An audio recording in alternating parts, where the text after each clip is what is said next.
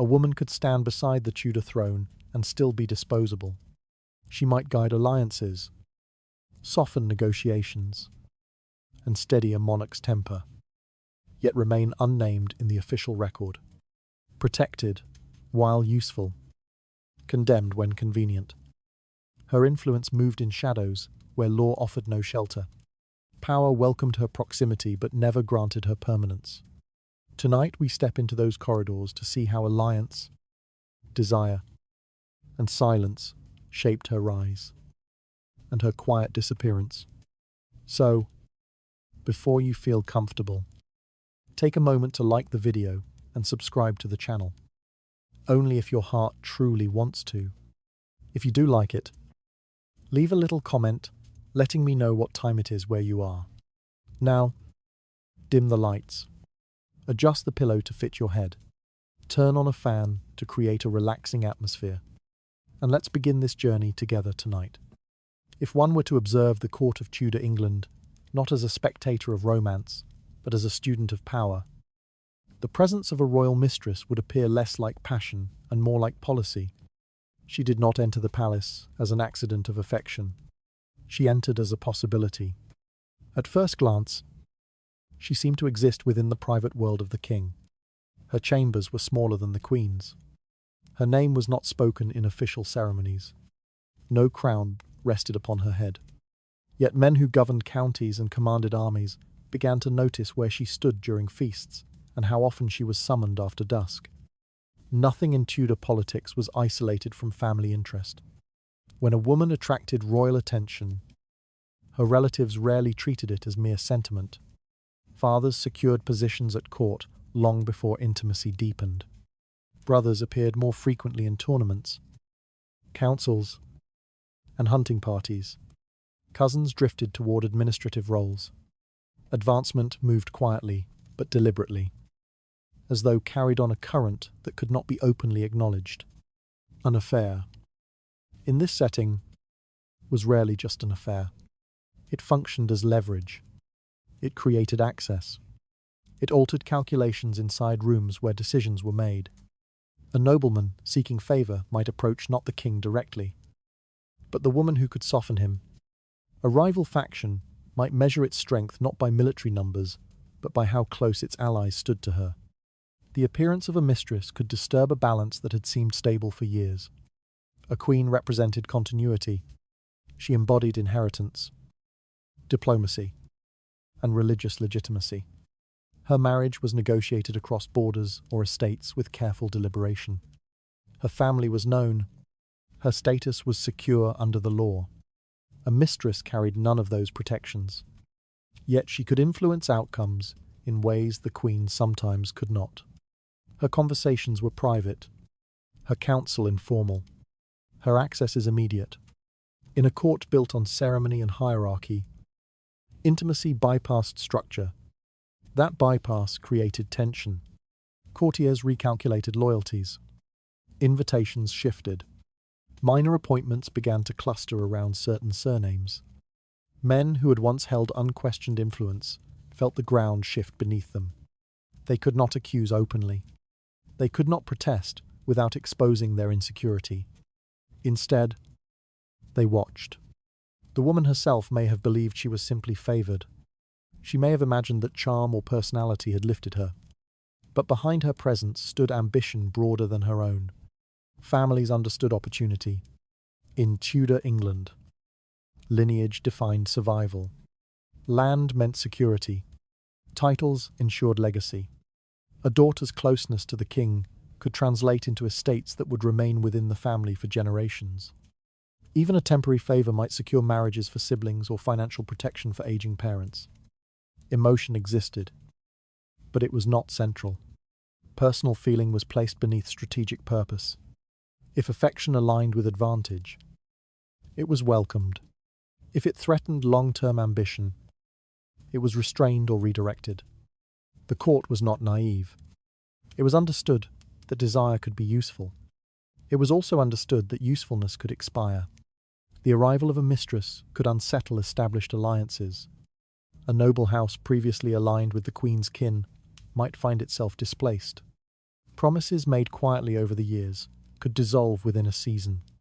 Political equilibrium depended on perception, and perception shifted quickly when royal attention shifted. There was no official record of these adjustments. They appeared in subtleties, in seating arrangements, in hunting invitations, in which petition was answered first. The king's interest acted like a weight placed on one side of a scale. Even a small shift could tilt the entire mechanism of court life. Those who recognized this adapted quickly. Those who failed to recognize it found themselves diminished. Yet the woman at the center of this change stood without formal protection. She carried influence without legitimacy. Her elevation relied entirely on continued relevance. That fragility rarely discouraged ambition, because for many families, remaining ordinary posed a greater risk than gambling on visibility. A household of moderate standing could transform itself within a few years if proximity to the monarch endured. The reward justified the uncertainty. Still, uncertainty remained constant. Religion and moral rhetoric hovered over every interaction. Publicly, sermons emphasized chastity and order. Privately, ambition operated without such restraint. The contradiction did not disrupt the system. It sustained it. Moral language provided cover. Political calculation provided momentum. In this environment, a mistress was neither purely victim nor purely manipulator. She occupied a structural role. She was a conduit, a channel through which favor flowed and through which resentment gathered. Her existence proved that Tudor power was not only institutional, it was personal, and personal power required maintenance. Should affection fade, influence would contract. Should a scandal arise, families might withdraw. Protection existed only while the advantage remained clear. Once the advantage diminished, silence would replace celebration. The hall would continue to function. The council would continue to meet. The machinery of governance would adapt. But the balance would never be entirely the same. A Tudor mistress was not simply an expression of desire. She was positioned within a web of strategy that extended far beyond private chambers. Her presence could redirect opportunity, strengthen factions, and unsettle hierarchies without a single official declaration. And yet, her authority rested on the most unstable foundation available. She did not rise because of love, but because she served ambition. That ambition was tied to families who saw opportunity in proximity to the throne. And once that family interest is examined closely, it reveals how easily desire could become a weapon inside the Tudor marriage system. Marriage among the Tudor nobility was constructed long before a bride and groom ever stood beside one another. Agreements were drafted, estates calculated, and inheritances weighed against rival claims. A union did not begin with affection. It began with negotiation. Land determined survival. Titles determined influence. Heirs determined continuity. Families arranged marriages to consolidate property and stabilize alliances. A daughter carried dowry and connection into another household. A son secured territory and reinforced bloodlines. These arrangements were discussed in chambers lined with maps and account books, rather than in spaces devoted to sentiment. Love was not forbidden, but it was rarely decisive. The legal wife represented order. Her marriage bound two houses publicly and permanently. Through her, estates merged. Through her, future succession was secured. Through her, alliances between powerful families became visible to the entire realm. Removing such a wife was not a private matter. It threatened contracts, offended allies, and destabilized expectations carefully maintained over years. Marriage was therefore less about companionship than about structure. Structure carried weight.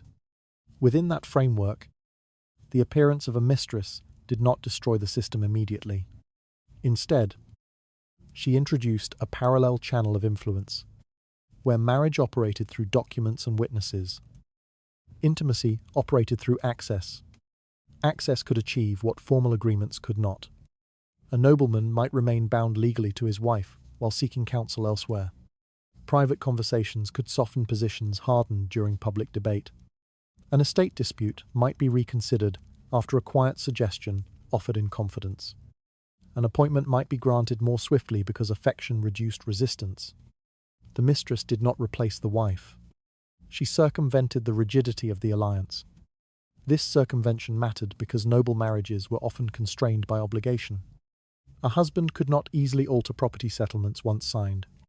He could not disregard treaties without provoking retaliation. Yet emotional proximity offered flexibility. Flexibility held value in a rigid system. The marriage alliance provided stability across generations. The mistress provided immediacy. One secured the future, the other influenced the present. Both existed within the same political environment, but only one carried official legitimacy. For many families, this dual structure was not contradictory. It was practical. A marriage arranged to consolidate estates might lack warmth. The husband's personal inclinations were secondary to family strategy. If he later formed an attachment elsewhere, the political framework of the marriage remained intact. Children born within the marriage preserved inheritance rights. Property agreements endured. Meanwhile, the mistress's presence created a secondary sphere where favours circulated more fluidly. Requests that might stall within formal channels could move through personal influence. A relative seeking a minor office might approach the woman rather than confront council resistance. Her intercession could alter tone, even if it did not overturn established law. This did not mean she held institutional authority. She held proximity. Proximity altered rhythm. Courtiers adjusted their behavior accordingly. Those aligned with the wife's family maintained loyalty to established contracts. Those seeking quicker advancement gravitated toward emotional influence. Neither side openly declared competition. Yet tension accumulated. Marriage remained the foundation. Favor became the lever. In this way, the mistress functioned as a secondary conduit within a system already designed around alliance. Her role exposed the limits of arranged unions. Where marriage sought permanence, desire introduced motion. Where contracts sought clarity, intimacy introduced ambiguity. The woman herself stood between these forces. She did not possess the protection granted by formal marriage. She could not claim property through dowry agreements. She could not assert legitimacy before religious authority. Yet she might hold the ear of a powerful man at decisive moments.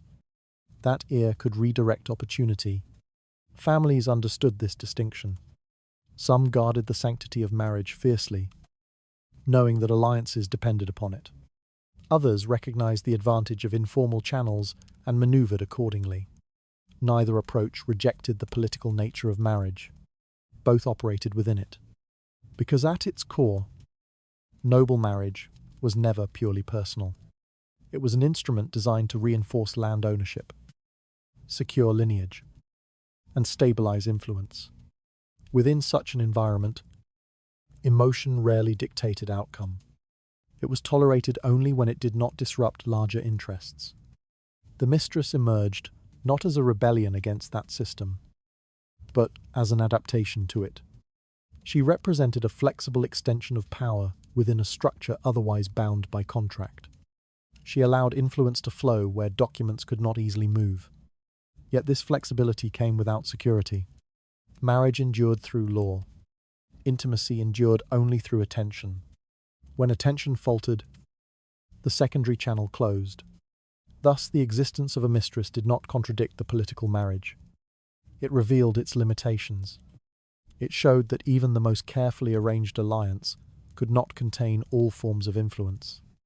It demonstrated that personal attachment could become a tool within a system already built on calculation. The Tudor court did not misunderstand this dynamic.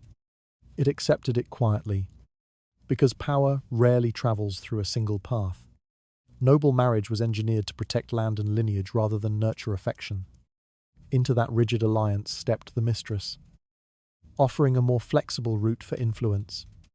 And once that alternative channel grows strong enough, it begins to disturb the very balance the marriage was meant to secure. A Tudor mistress rarely stood alone.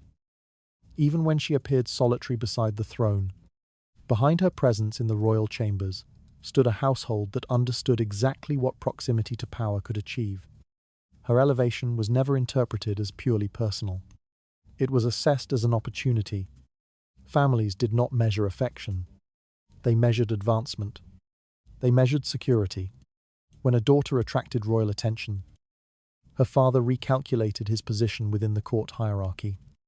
Invitations that once felt distant now appeared attainable. Offices that had been denied might suddenly reopen. The family name, once modestly placed among many others, gained a sharper outline. This shift did not happen publicly. It occurred in quiet adjustments. A brother received a minor administrative post. A cousin secured a place within the royal household.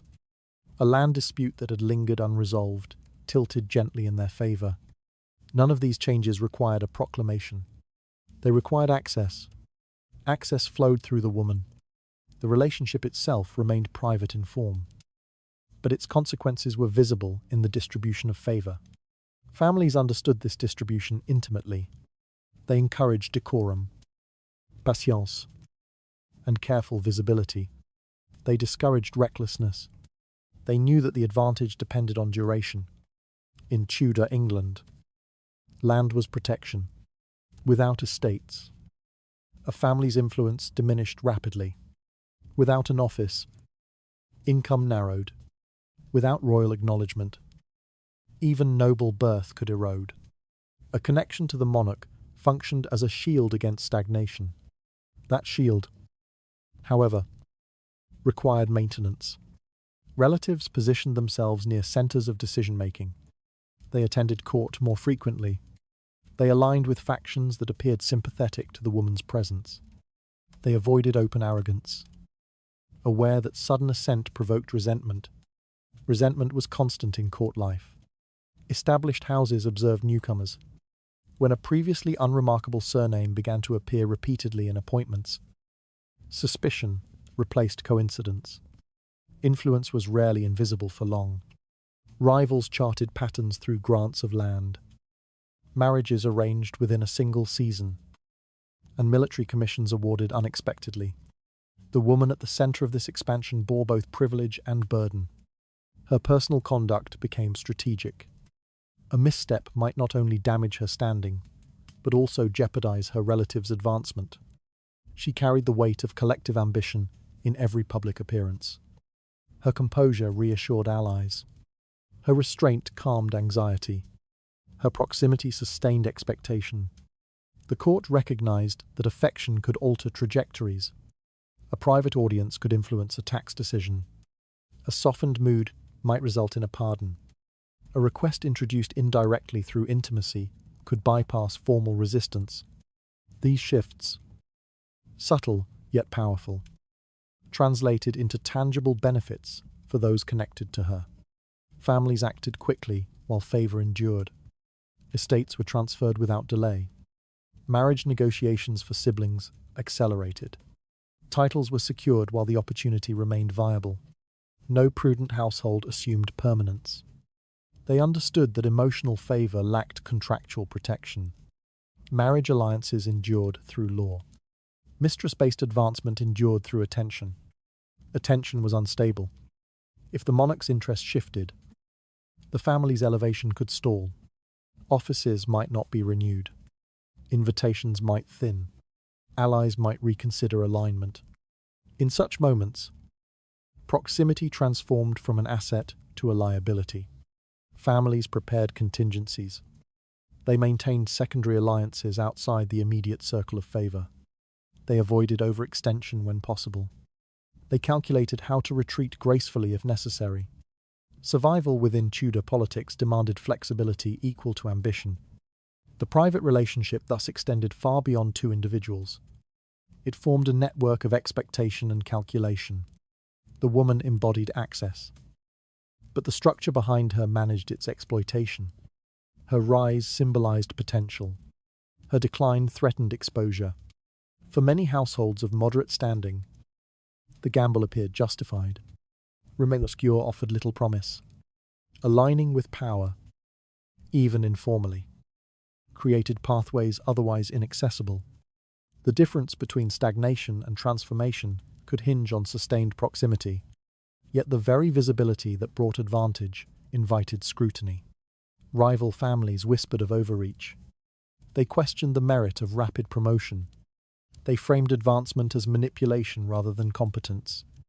Moral language often masked political rivalry. The woman's influence became a convenient explanation for outcomes others resented. Her relatives felt this shift immediately. Appointments were examined more critically. Alliances required a stronger defense. Public appearances became more deliberate.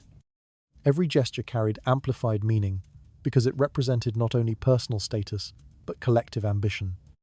The Tudor court operated without consistent mercy. A family that rose quickly might fall just as rapidly if attention withdrew. Without a legal claim to their newly strengthened position, they relied entirely on sustained favour. Once that favour cooled, the structure supporting them weakened.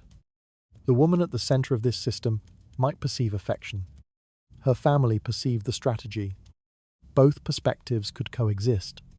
The relationship provided emotional intimacy for one participant and political leverage for many others. This dual nature defined the role of a Tudor mistress within broader power structures. She functioned as a bridge between private chambers and public advancement. Yet bridges can be dismantled.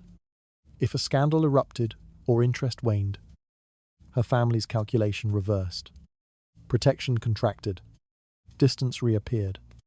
The same relatives who once advanced confidently might emphasize loyalty to the established order instead. Because in Tudor politics, survival outweighed sentiment. The presence of a mistress thus signaled not merely desire, but opportunity for an entire household. Her access created channels through which favour flowed, reshaping social and political landscapes quietly but decisively. And within that quiet reshaping lay inherent instability. She seemed to stand alone beside power. Yet behind her stood a family measuring every advantage. Their rise depended not on law, but on continued proximity. When that proximity begins to draw resentment, the cost of collective ambition becomes dangerously visible. The great hall did not fall silent when a king looked at a woman. Music continued. Plates shifted. Courtiers laughed with controlled restraint. Nothing appeared unusual to an outsider. Yet those trained in court life understood that a single glance could weigh more than a signed document. It was never merely attention. Attention at the court functioned as a signal. It indicated favour before favour was announced. It hinted at access before access was granted. A woman summoned twice within the same evening altered the geometry of the room more effectively than any public proclamation. Men observed the direction of the king's gaze with careful discipline. They did not stare openly. But they noted duration. They measured frequency.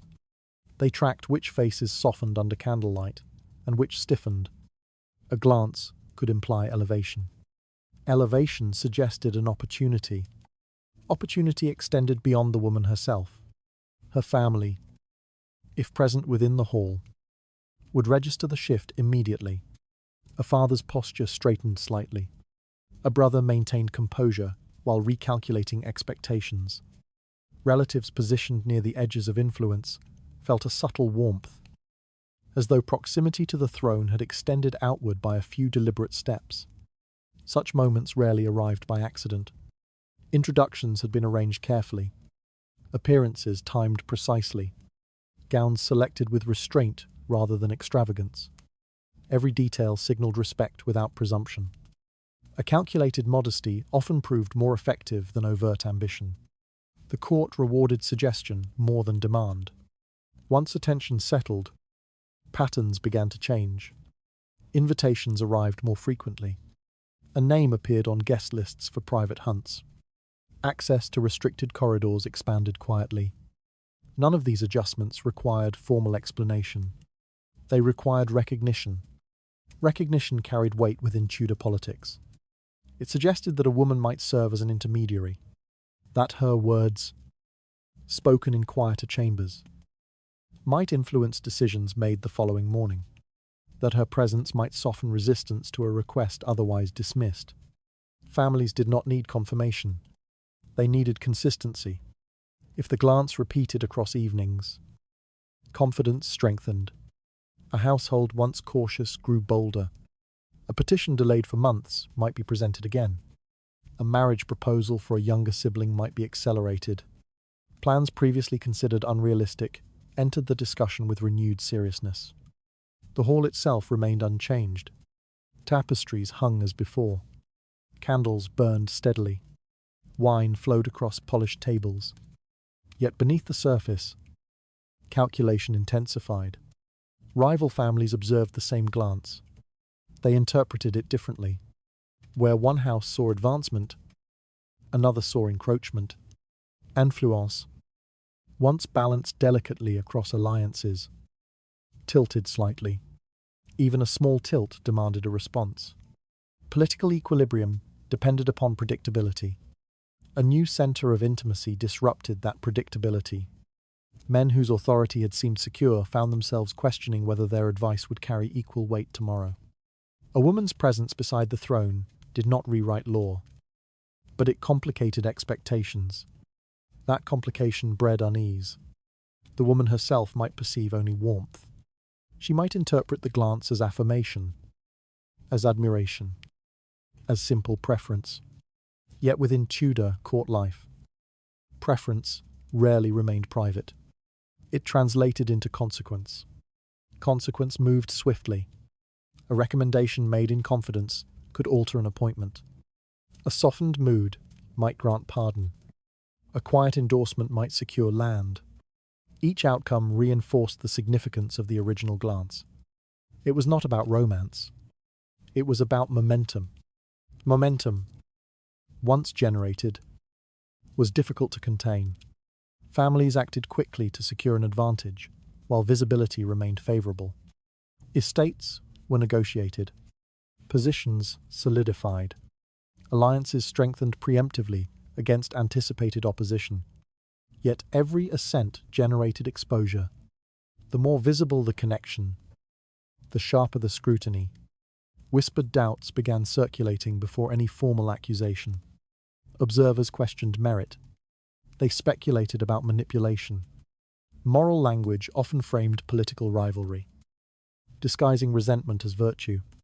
The same glance that signaled opportunity also marked vulnerability. A household rising too quickly risked appearing opportunistic. A woman receiving repeated attention risked being described as an influence rather than a companion. In Tudor culture, influence attributed to a woman rarely remained neutral. Still, the hall continued its rituals. Music played. Servants moved quietly. Conversations resumed their measured cadence. No decree confirmed the shift. No announcement explained it. Yet everyone understood that something had begun. A glance could redirect fortune. It could elevate a surname within weeks. It could unsettle alliances maintained for years. It could also ignite a rivalry that waited patiently for a misstep. The Tudor court thrived on perception. Those who misread perception paid heavily. Those who read it accurately moved swiftly. The woman, at the center of that glance, stood at the intersection of ambition and exposure, carrying both advantage and risk in equal measure. Her rise depended on repetition. Her danger depended on visibility. Both were born at the same moment. A single glance in the Great Hall was never merely personal attention. It signaled advancement not just for a woman, but for the household waiting behind her. Yet, within that signal of promise lay the quiet beginning of scrutiny that would test how long such fortune could endure. Diplomacy in Tudor England did not reside solely within council chambers or sealed correspondence. It moved through corridors, across banquet tables, and sometimes into private rooms where conversation carried no witnesses. Within those quieter spaces, a mistress could become a conduit through which influence travelled with remarkable efficiency. Official negotiations followed protocol. Envoys were received with ceremony. Letters were drafted carefully. Each word weighed against potential consequences. Agreements were signed in ink. preserved in archives, and defended publicly. Yet not every decision began in those formal settings. Some began in confidence. A ruler's mood after an evening of private conversation could shape the tone of a council meeting the following morning. A suggestion offered casually might soften resistance to a proposal that had previously stalled. Emotional trust could accelerate what a written argument could not. The mistress occupied a position uniquely suited to this dynamic. She did not speak as an ambassador. She did not carry an official seal. Yet she might possess something equally powerful: uninterrupted access. In a court where rank controlled proximity, she existed outside certain ceremonial barriers. She could observe hesitation in a ruler's expression. She could sense frustration before it reached public display. Such observations translated into influence. A relative seeking favor might approach her discreetly, understanding that a direct appeal risked rejection. A foreign envoy, aware of her standing, might seek indirect introduction through shared acquaintances. Even without formal authority, she could frame information in ways that altered perception. Private conversation allowed nuance. Within a chamber lit by a single candle, a ruler might express doubts never voiced in council. He might question alliances, reconsider appointments, or reveal concerns about loyalty. These admissions rarely left an official record, yet they shaped policy profoundly. Information carried through intimacy could travel faster than parchment. Sensitive details discussed in confidence might influence how a request was presented later. A strategic concern mentioned in passing might prompt preemptive adjustment by those listening carefully. The boundary between personal trust and political calculation blurred. Trust, in this environment, held unusual strength. Signed agreements required enforcement. They depended on reputation, power balance, and external validation. Personal trust, however, required only belief. If a ruler trusted the woman beside him, her interpretation of events could carry disproportionate weight. That trust could redirect outcomes quietly. A proposed marriage alliance might gain favor after reassurance is delivered in private. A punishment considered too severe might be reconsidered following an emotional appeal. A diplomat's reliability might be judged not solely on documents, but on impressions conveyed informally.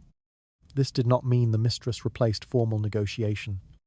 Rather, she functioned as a supplementary channel, where official diplomacy established a structure. Informal influence adjusted tone.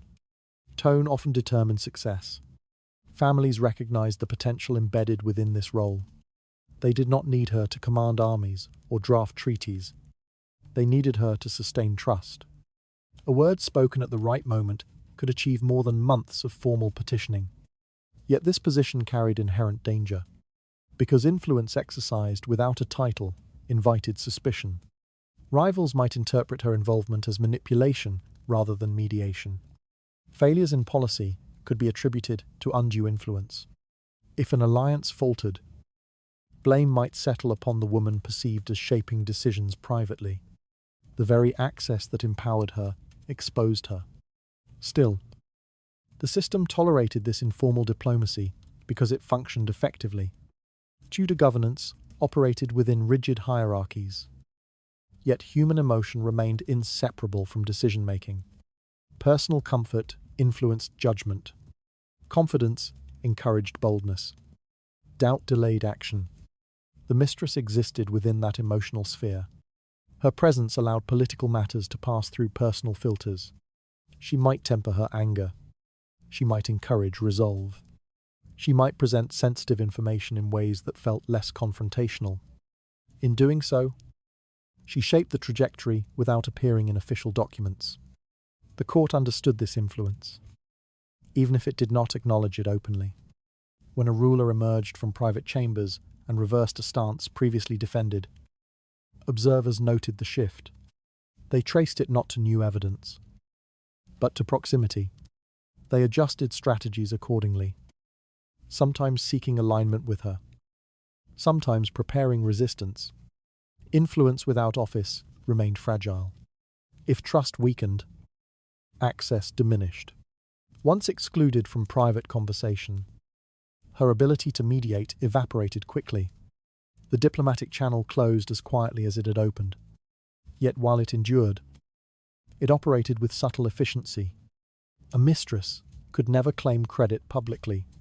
She could never sign her name beneath a treaty. Nevertheless, her presence might smooth negotiations that preserved peace or escalate tensions if misjudged. Her role was invisible in the record, yet visible in the outcome. Within Tudor politics, official structures defined authority. Informal channels defined movement. The mistress stood at the intersection of both, bridging private confidence and public consequence. She carried influence not because of rank, but because of trust. That trust could override hesitation and accelerate the decision. It could also distort judgment if placed unwisely. Diplomacy did not rely solely on ink and ceremony. It often travelled through private confidence.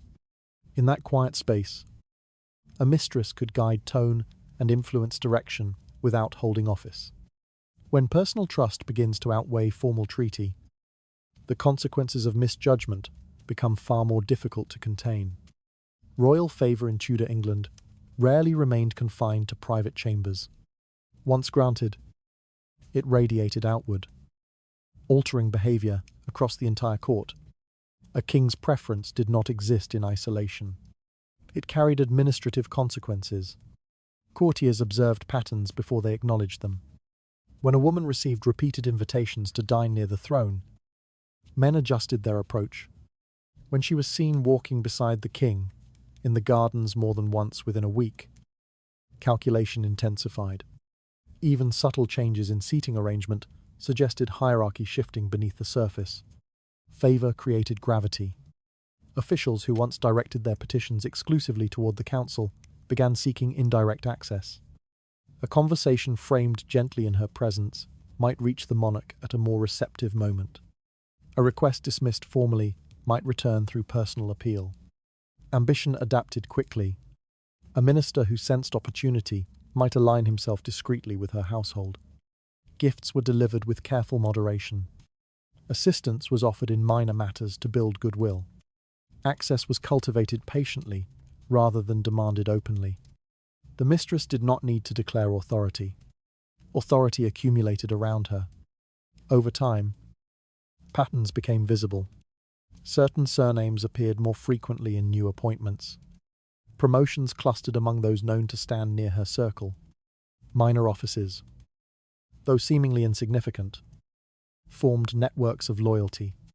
Networks transformed the atmosphere of the court. Those who benefited from favour strengthened their position through proximity. Those excluded recalibrated alliances defensively.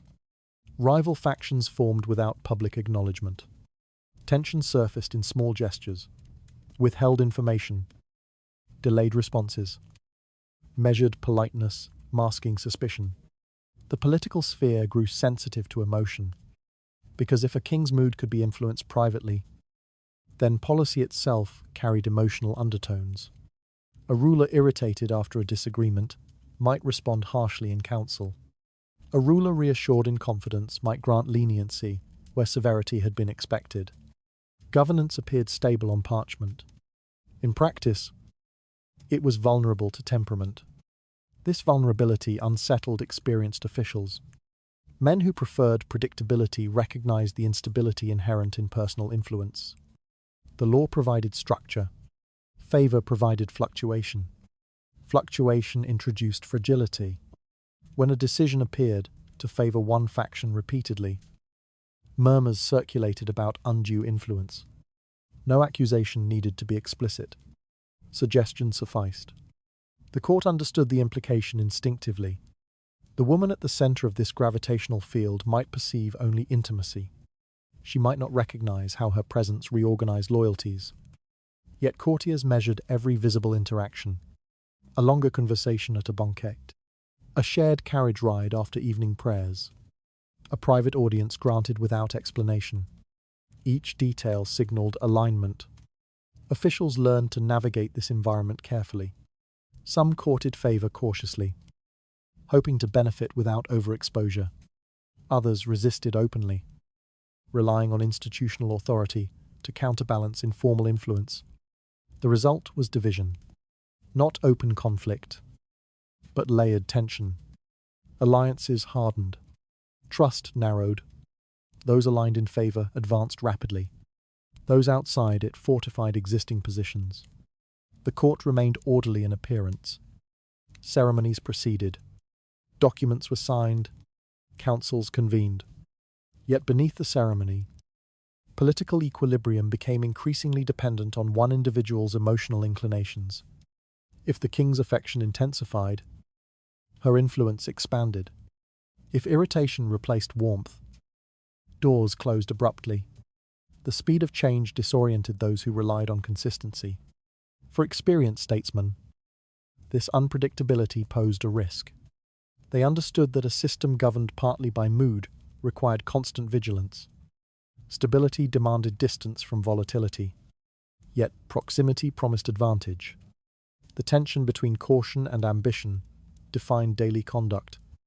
The mistress did not command troops or draft statutes. Still, her relationship with the king could redirect attention, soften policy, or heighten severity. In a centralized monarchy, even minor shifts in disposition carried national consequences. Foreign envoys noticed the pattern as well. They studied seating arrangements. They inquired discreetly about her influence. Diplomatic strategies adjusted to account for emotional factors otherwise absent from formal negotiation. Thus, royal favor extended beyond domestic factionalism.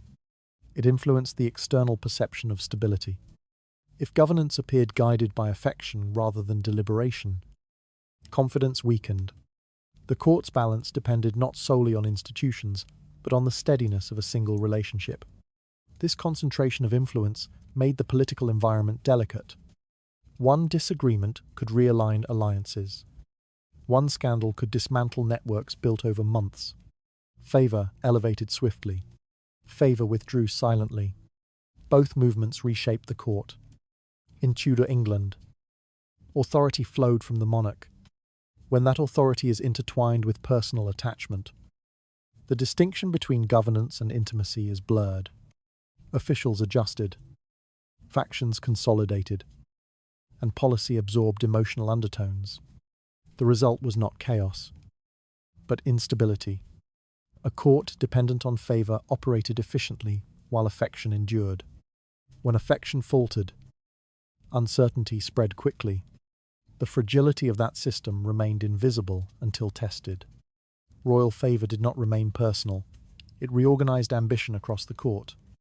Around one woman's proximity, factions gathered and recalculated their futures. As governance grows dependent on the emotion of a single ruler, the entire political structure reveals how fragile it truly is. A Tudor mistress could stand near the center of power and still possess nothing that protected her. No document secured her position. No law acknowledged her authority. No formal title guaranteed continuity. Her presence was visible. Her influence was tangible. Her security was uncertain. The legal wife existed within a structure. Marriage contracts defined property rights, inheritance claims, and social standing. Religious authority reinforced her legitimacy. Removing her required justification that risked destabilizing alliances and offending powerful families. The mistress stood outside that framework. She might occupy chambers within the palace. She might receive gifts, yules, and estates granted in gratitude. Yet those grants depended entirely on continued favor. They were not shielded by institutional obligation. They rested upon personal preference. Personal preference shifted. A ruler's interest could intensify quickly. It could also cool without warning. The court understood this instability instinctively. Courtiers observed not only the rise of favor, but the subtle signs of its decline. Fewer invitations, shorter conversations, a seat placed slightly farther from the throne. These details required no explanation. They were read as clearly as decrees. Without legal recognition, the mistress possessed no formal claim to remain. She could not invoke dowry agreements. She could not rely on religious protection. Her standing existed entirely within the private sphere of affection. Affection, however, did not bind politically. If a king sought novelty, novelty could be found. If political calculation demanded distance, distance could be imposed. The woman who once received daily attention might find herself gradually excluded from the center of influence. Exclusion did not require announcement. It unfolded through omission. Her household might shrink. Gifts might cease. Those who once approached her with petitions might redirect their loyalty toward another rising figure. The shift occurred without public humiliation. Yet its consequences were unmistakable. Dependence defined her position. Her influence depended on access. Her access depended on favor. Her favor depended on sustained interest. This chain lacked stability. The court did not mistake elevation for permanence. Even at the height of intimacy, observers recognized the precarious foundation beneath it. Rivals waited patiently. They did not need to attack openly. Time often achieved what confrontation could not. The mistress might attempt restraint, discipline, and appropriate conduct to prolong her standing. She might avoid overt interference in political matters to prevent resentment. Yet her vulnerability remained constant. She could not secure succession for her children in the same manner as a lawful wife. She could not assert dynastic legitimacy. Even gifts, granted generously, could be contested or withdrawn if political winds shifted. Power flowed around her, not through her. This distinction shaped behavior. Courtiers aligned cautiously. They sought advantage without overcommitting loyalty. They understood that binding their fortunes too closely to a figure without institutional protection risked their own decline. The woman herself occupied a contradictory space. She might influence decisions privately. She might witness confidential deliberations. She might guide mood and temper in ways unseen by council members. Yet she remained exposed to sudden dismissal. Her proximity to authority amplified both opportunity and danger. In Tudor society, where hierarchy was rigid and law reinforced legitimacy, existing outside formal structure carried a significant risk. The Queen's dignity was guarded by tradition. The mistress's dignity depended on discretion and endurance. If a scandal emerged, protection evaporated swiftly. Moral rhetoric could be invoked selectively. Religious expectation emphasized female chastity and obedience. A ruler's conduct might be excused as human weakness. A woman's conduct could be framed as corruption or manipulation. Blame required a target. She stood available. Replacement remained effortless. A new face introduced at court could redirect attention quickly. Novelty appealed. Fresh alliances tempted calculation. The previous favorite might withdraw quietly, sometimes provided with distant estates, sometimes left without explanation. Her departure rarely halted governance. The ceremony continued. Appointments proceeded. The court adapted. This adaptability revealed the fragility of her position. She had functioned as a channel of influence, yet that channel could close without disrupting the broader system. The structure endured. She did not. Still, during her ascendancy, she existed at the heart of power. That centrality made the contrast sharper when decline began. Visibility magnified vulnerability. She occupied the throne's shadow, close enough to feel its warmth, too distant to claim its protection. In Tudor England, legitimacy defined endurance. The mistress existed in proximity to authority, but without its shield. Her rise depended on attention. Her fall required only its withdrawal. She could stand beside power and still possess no formal protection. Her influence lasted only as long as favor endured. Once that favor shifted, the woman who seemed central could vanish without disturbing the system that had briefly elevated her. Elevation at the Tudor court could occur with unsettling speed. A woman once seated among distant courtiers might, within months, you find herself positioned close enough to the throne to feel the shift in air when the king moved. The transformation appeared remarkable. It was also unstable. Favour did not announce its duration. It expanded quietly, through repeated invitations and sustained proximity.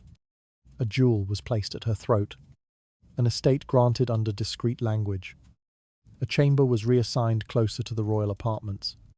Each gesture suggested consolidation, yet none of them promised permanence. Royal affection operated without contract. It intensified through preference and receded through distraction. The court, trained to read change before it was declared, measured the rhythm of this attention carefully. Even while she stood at the center of admiration, observers assessed how long such centrality could endure. Those who rose high became visible. Visibility carried exposure. The more frequently she appeared beside the monarch, the more carefully she was studied. Her posture, her speech, her alliance. Each detail acquired political significance. Rivals required little justification to begin collecting evidence of impropriety. A perceived slight could be magnified. A minor error could be interpreted as ambition exceeding its boundary. Prominence invited scrutiny. Within the Tudor hierarchy, security depended on legitimacy. The Queen's position rested upon law and sacrament. The mistress's position rested upon preference. Preference could shift without consultation. No council vote was necessary. No legal argument required. One misjudged remark might echo through corridors. One ill-timed intervention might provoke resistance. One perceived manipulation might confirm suspicion. The court did not forgive vulnerability easily. Even allies maintained a distance sufficient to protect themselves. They aligned with advantage, but cautiously. If signs of decline appeared, loyalty thinned quickly. The same courtiers who once sought her attention might redirect their allegiance without explanation.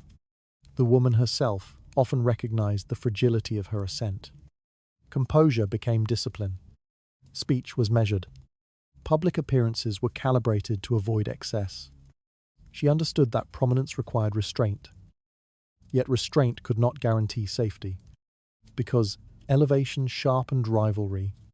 Families displaced by her influence watched attentively. They did not challenge openly unless certain of success. Instead, they waited. Time and rumor functioned as quiet instruments. Doubt accumulated slowly, often without a clear source. Reputation proved delicate. In a society that proclaimed moral rigor, the mistress existed within contradiction. She occupied proximity to the monarch while lacking the shield of recognized virtue. The language of discipline could be turned against her swiftly if political convenience required it. The greater her visibility, the easier it became to portray her as disruptive. Power lifted her above ordinary status. But it also isolated her. Few could approach without calculation. Genuine loyalty was difficult to distinguish from opportunism. The circle surrounding her fluctuated according to perceived strength. Should royal interest falter, isolation intensified. Favour might cool gradually, marked first by absence from smaller gatherings. Invitations could narrow in scope. Conversations shortened. Each reduction appeared subtle, yet collectively they signalled withdrawal. Withdrawal required no ceremony. The court adapted without pause. Another figure might assume prominence. Networks realigned. Attention relocated. The machinery of governance continued with minimal interruption. For the woman displaced, however, consequence extended beyond influence. Reputation, once amplified, rarely returned to obscurity without distortion. Whispers replaced admiration. Former proximity became evidence against her. A single step taken imprudently could cost more than a position. It could cost dignity. In Tudor culture, public honor defined survival. A damaged reputation constrained future alliances. Limited marriage prospects for relatives. and reshaped family standing. The ascent that once promised security could generate long-term instability if decline proved abrupt. Thus, elevation and danger advanced together. To rise through favor was to accept exposure. To benefit from attention was to endure scrutiny. The court's brilliance concealed its volatility. Power raised her visibly. Power surrounded her with opportunity. Power withheld protection. The structure that allowed her ascent did not guarantee her endurance. Royal preference offered momentum, but not a safeguard. Within that imbalance lay constant risk. Favor could lift a woman higher than law ever would. Yet it never granted safety. The brighter her prominence, the sharper the scrutiny surrounding her. A single misstep, almost invisible at first, could undo everything that elevation seemed to promise. The rivalry between a lawful wife and a royal mistress in Tudor England rarely erupted into open confrontation. It unfolded within structure, ritual, and silence. No accusations were shouted across banquet halls. No formal duel declared supremacy. Yet the tension persisted, steady and prolonged. The wife stood within the law. Her marriage had been witnessed, recorded, sanctified. She carried the authority of contract and the protection of religious approval. Through her flowed inheritance, under succession, and legitimacy. Her position reinforced alliances that extended beyond the palace walls. Order gathered around her. Her household functioned as visible proof of continuity. Her children represented dynastic stability. Her public composure reassured nobles and foreign observers alike that the monarchy rested upon a firm foundation. The mistress occupied a different sphere. She stood closer to intimacy than to institution. Her influence did not derive from contract, but from access. She did not embody permanence. She embodied immediacy. Where the wife symbolized structure, the mistress symbolized presence. Presence altered atmosphere. The lawful wife understood that her authority could not easily be revoked. Yet she also recognized that influence might drift elsewhere. She could not prevent attention from shifting, but she could reinforce her position through dignity and alliance. Confrontation risked diminishing her standing. A public dispute would invite speculation. Speculation invited weakness. Within the Tudor hierarchy, composure equaled strength. Silence preserved stature. The wife's restraint became a strategy. The mistress understood the limits of her role. She could not claim legal standing. She could not demand recognition beyond what favor allowed. Yet, she possessed something potent, proximity unmediated by ceremony. She might witness the monarch's doubts, temper his anger, soften his resolve. Influence did not require acknowledgement to be effective. Thus, rivalry emerged not through confrontation but through parallel presence. The wife hosted formal gatherings, reinforcing the alliance. The mistress engaged in quieter conversations, shaping the mood. One worked through an institution, the other worked through intimacy. Both understood the stakes. Courtiers navigated this tension carefully. Some aligned openly with the queen, emphasizing legitimacy and continuity. Others gravitated toward the mistress's circle, seeking immediate advancement. Few declared allegiance explicitly. Most balanced caution with ambition. The contest extended over years rather than weeks. It revealed itself in seating arrangements, in who accompanied the monarch during travel, and in whose relatives secured appointments. Each small adjustment signaled incremental gain or loss. The wife relied on endurance.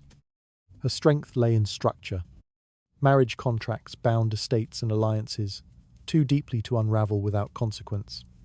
Religious sanction fortified her position further. Even if affection waned, legality remained. The mistress relied on influence. Her strength lay in emotional connection.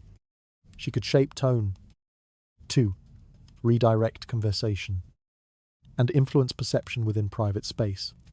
Yet without law behind her, every gain required maintenance. Neither woman operated in ignorance. Each recognized that open hostility would damage both. The wife risked appearing insecure. The mistress risked appearing manipulative. Therefore, the rivalry remained measured. Measured rivalry endured longer. It persisted through seasons and ceremonies, through births and political crises. The court adapted to its existence, accepting it as part of the delicate balance of power. Yet balance rarely remained neutral.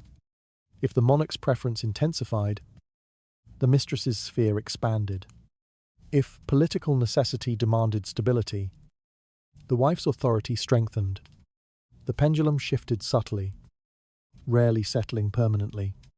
Whispers circulated without attribution. Supporters of the wife framed her as the embodiment of order.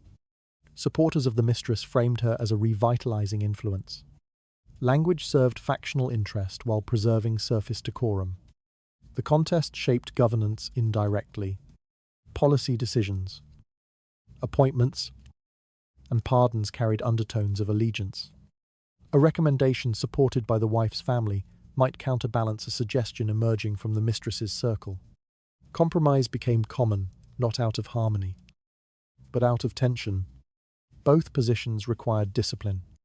The wife guarded reputation relentlessly. Any hint of instability threatened dynastic perception. The mistress guarded access with equal care.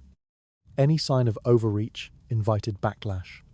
Time intensified pressure. A rivalry that began quietly could deepen into a structural division within the court. Children born to the wife solidified succession. Favor granted to the mistress's relatives redistributed influence.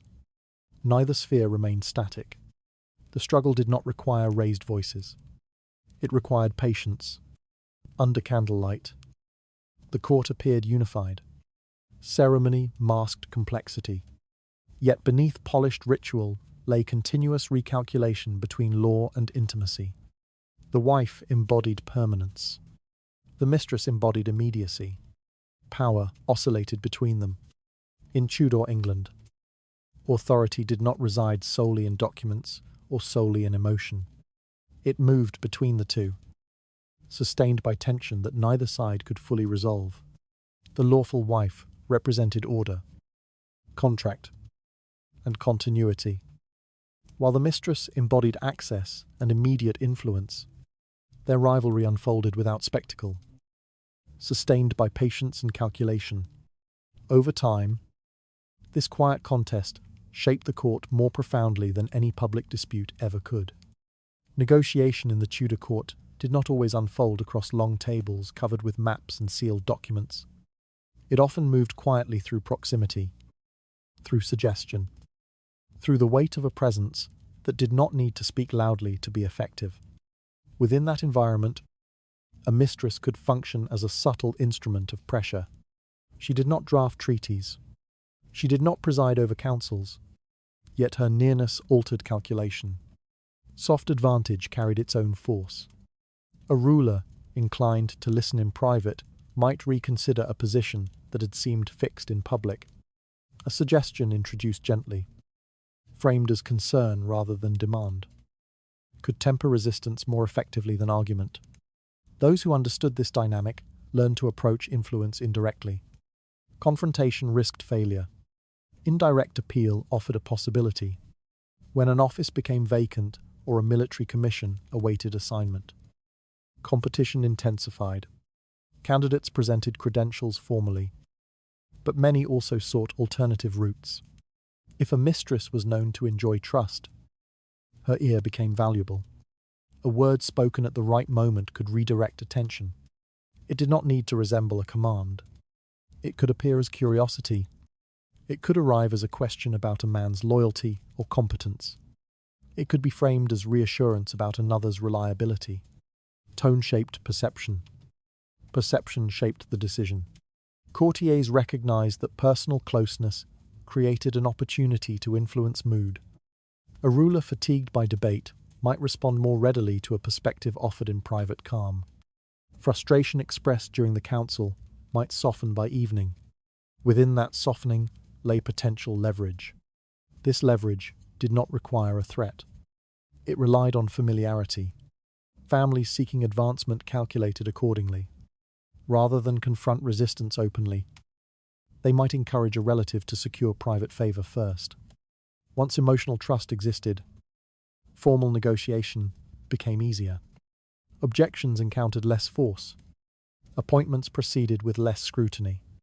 Influence became currency. It could be accumulated quietly. It could be exchanged strategically. It did not appear on parchment, yet its effect rivaled official endorsement. The mistress stood at the center of this exchange. Her value in negotiation did not stem from command, but from atmosphere. She might shape how information is received. She might present a request as moderate rather than ambitious. She might contextualize opposition as unnecessary severity.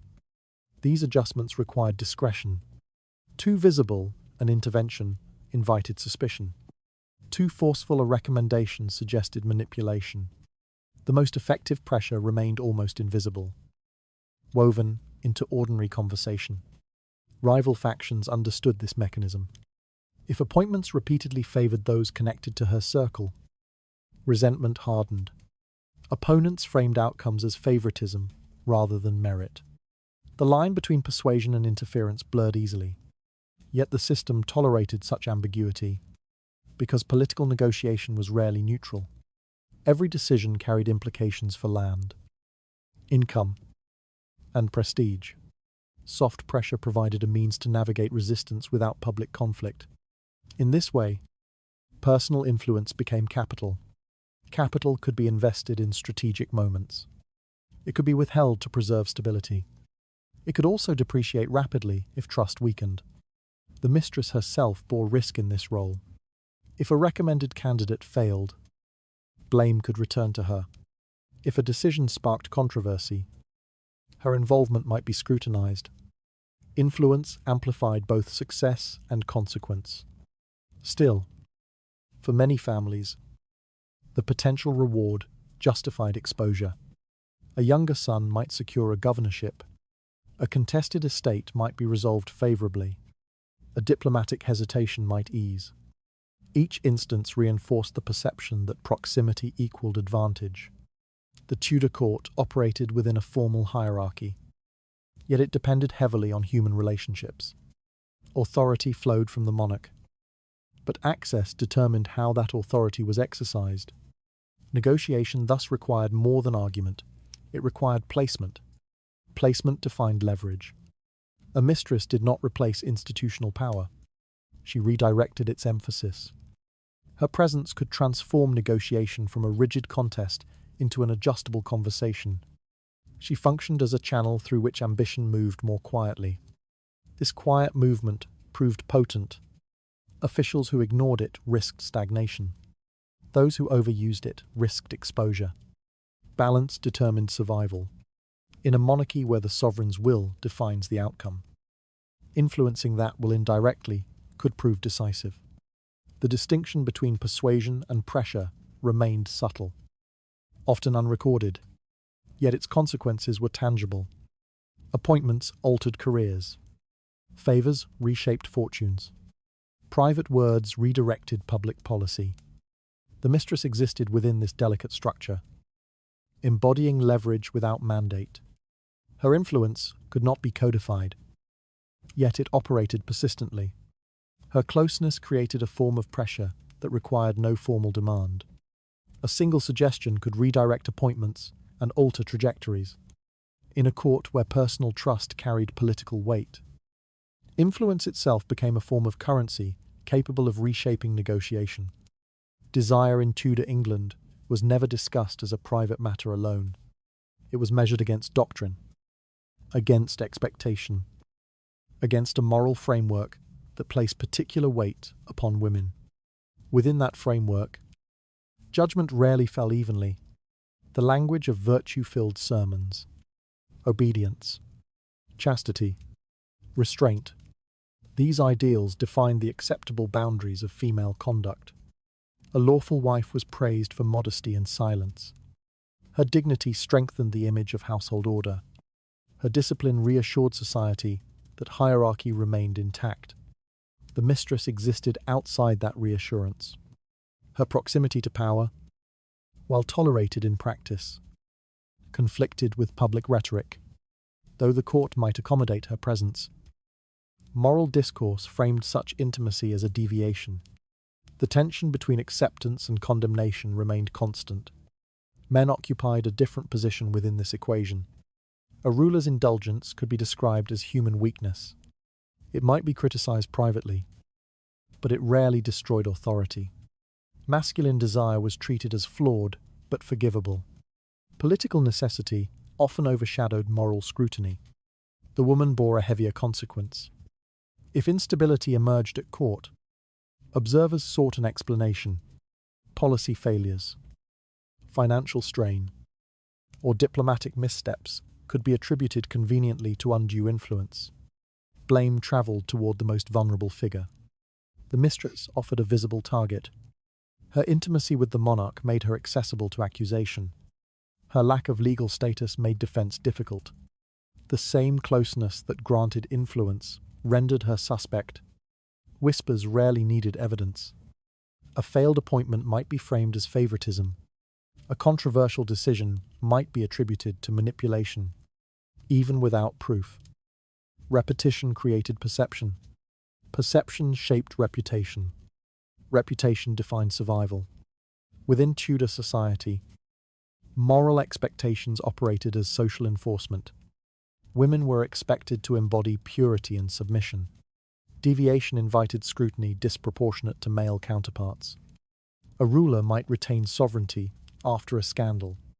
A woman might lose standing entirely. This imbalance reinforced hierarchy. The mistress's conduct was examined through a lens sharpened by gendered expectation.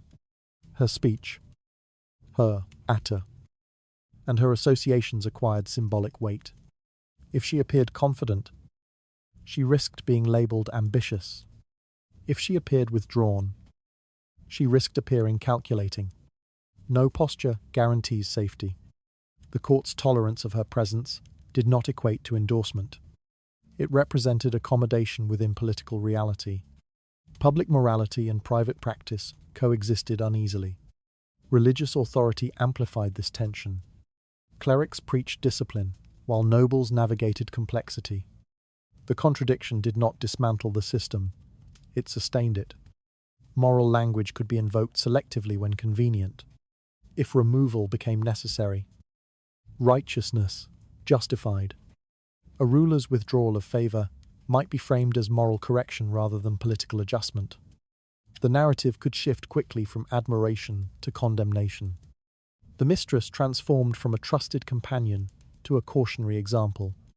The transformation required little explanation. Society often accepted it without challenge, because the framework already positioned her as a deviation.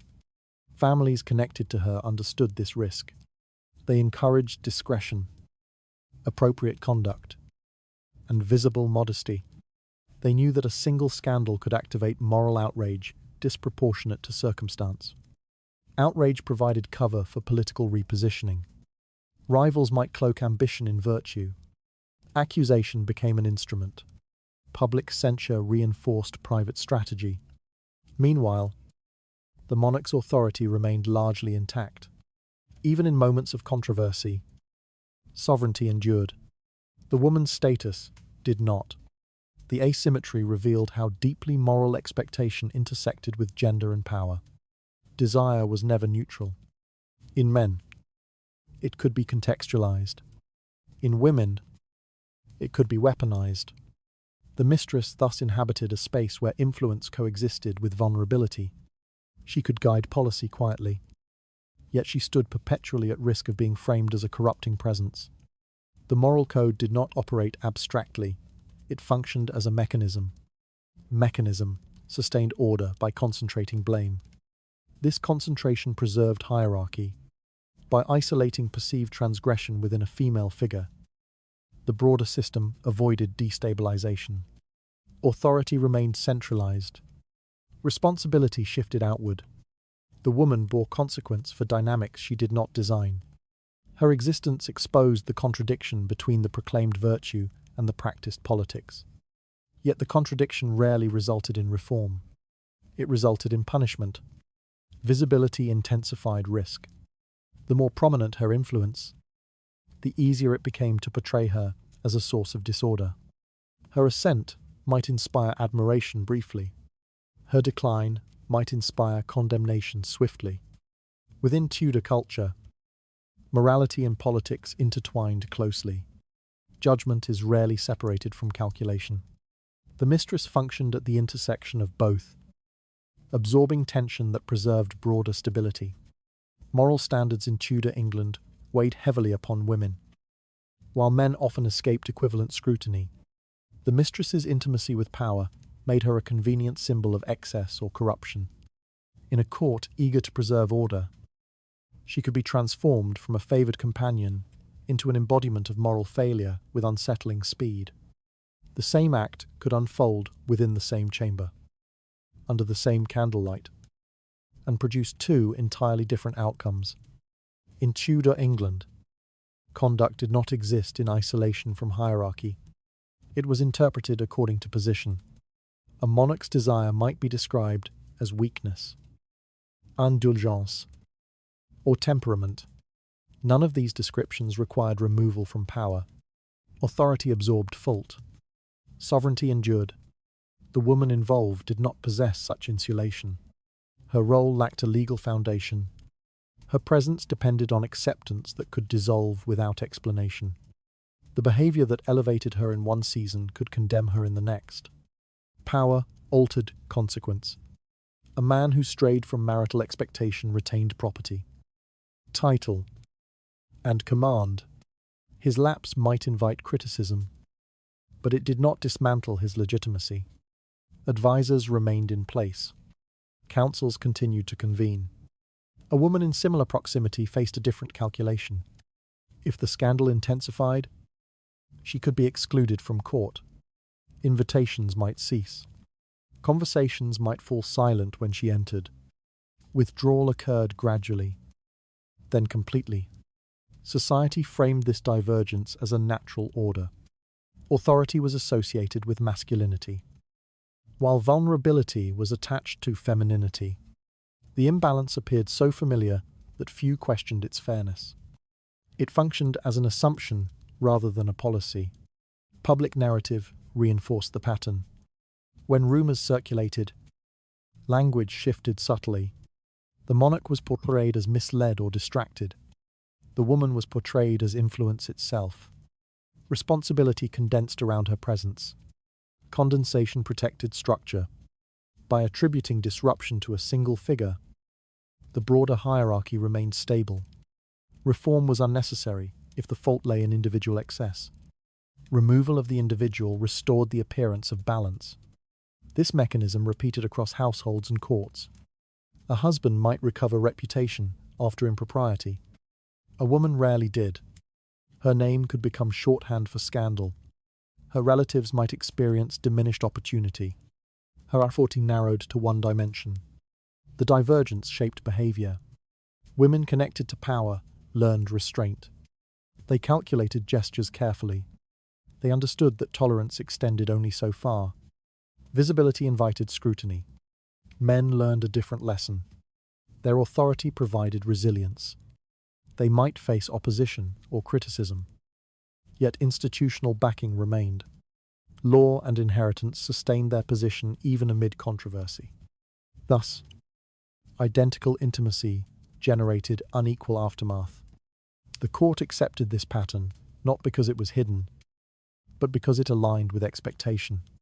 Discipline was demanded of women as proof of order. Indulgence in men was contextualized as a privilege of rank. The mistress existed at the intersection of admiration and suspicion. She might be admired privately for influence, yet criticized publicly for the same reason. Praise remained conditional. Blame remained swift. Her proximity to authority magnified the disparity. If policy faltered, critics could argue that personal distraction weakened governance. If appointments appeared controversial, whispers might suggest undue persuasion. The monarch retained command. She absorbed reproach. The difference did not require a formal decree. It emerged from custom. Custom held greater force than written rule in many circumstances. It shaped interpretation before evidence entered the discussion. Once perception solidified, reversal proved difficult. In moments of crisis, society chooses where to focus. Correction. Correction rarely targeted the sovereign directly. It targeted those whose removal promised symbolic cleansing. A woman could be dismissed, relocated, or married elsewhere to restore the image without destabilizing the throne. Her departure signaled moral renewal. The monarch's authority remained intact. The repetition of this pattern normalized inequality. It trained observers to expect divergent consequences. It instructed families to calculate risk differently for sons and daughters. It also exposed the fragility of influence without structure. A mistress could participate in political conversation. She could affect the mood and outcome. Yet, when accountability arrived, she stood alone. The asymmetry served the preservation of hierarchy. By sustaining male authority while isolating female transgression, the court maintained continuity. Disruption was absorbed without systemic change. This dynamic extended beyond individual cases. It reflected a broader alignment between gender and power. Action alone did not determine destiny. Position did. In Tudor England, identical behavior did not guarantee identical judgment. The scale tilted before evaluation began. The same act left a man's authority untouched while unraveling a woman's standing. Blame drifted toward the figure easiest to sacrifice without disturbing the throne. Within a hierarchy determined to protect itself, consequences attached less to conduct than to vulnerability. Reputation in Tudor England did not depend solely on documented records. It travelled through corridors, across banquet table, through servants' quarters, and into neighbouring households long before ink touched parchment. Speech functioned as currency, and rumour functioned as transmission. A single comment could migrate through ranks within hours. No printing press was required for distortion. Memory reshaped tone. Retelling adjusted emphasis. By the time a story reached distant ears, it no longer resembled its origin. Speed favoured suspicion. Facts required verification. Rumours required only interest. In a court attentive to hierarchy, any suggestion of impropriety attracted attention immediately. The mere possibility of scandal provided enough energy for repetition. The mistress occupied especially vulnerable ground within this environment. Her proximity to authority ensured visibility. Her lack of legal foundation ensured fragility. If whispers questioned her character, defense required credibility she might not fully possess. Intentional distortion often accompanies ambition. Rivals understood that undermining reputation could achieve what confrontation could not. Rather than challenge influence directly, they seeded doubt. Doubt weakened support quietly. Without spectacle, a word placed carefully could achieve a disproportionate effect. It might suggest favoritism. It might imply manipulation. It might question loyalty. None of these accusations required proof to operate. Repetition granted plausibility. Servants played a significant role in transmission. They moved between chambers, carrying information both mundane and consequential. A fragment overheard near a doorway might reappear in the kitchen, embellished with speculation. From there, it travelled outward into the broader network of households. The boundary between observation and invention blurred easily. Those who benefited from rumours rarely identified themselves as their origin. Responsibility diffused. Attribution became impossible. Reputation eroded gradually, often without an identifiable source. Gradual erosion proved more effective than sudden scandal. A dramatic accusation invited scrutiny. Persistent whispering altered perception subtly. Over time, certainty replaced inquiry. What began as a question transformed into an assumed truth. The mistress could attempt correction. She might demonstrate composure publicly. She might distance herself from controversy. Yet the rebuttal risked reinforcing attention. Silence risked appearing guilty. This dilemma intensified vulnerability. Public speech required caution. Private speech required trust. Trust could not be guaranteed in a competitive court. Families connected to her monitored narrative closely. They understood that marriage prospects, appointments, and alliances depended on perception. A damaged name affected more than one individual. It influenced generations. Rumour thus functioned as a political instrument. It redistributed power without a formal decree. It could isolate an individual while preserving the appearance of civility. Those spreading doubt often claimed neutrality, framing themselves as concerned observers rather than aggressors. Concern disguised strategy. The Tudor court prized reputation because reputation underpinned legitimacy. A sovereign's image required maintenance. So did the image of those near him. If the mistress's presence threatened public confidence, narrative adjustment followed swiftly. Adjustment did not require evidence. It required repetition. Courtiers rarely challenged circulating stories unless they possessed compelling reasons. Challenging rumour risked association. Safer to observe, recalibrate, and wait for the outcome. Over time, perception hardened into history. Records reflected prevailing interpretation rather than original complexity. Chroniclers adopted the language already familiar. Subsequent generations inherited simplified portraits. The transformation from living person to symbolic caution occurred almost imperceptibly. A woman who once influenced discussion became a footnote defined by scandal. Nuance vanished. Motive condensed into a stereotype. This process revealed the fragility of informal power. Influence acquired through intimacy lacked protective documentation. It existed in conversation and memory. Once memory turned hostile, protection diminished rapidly.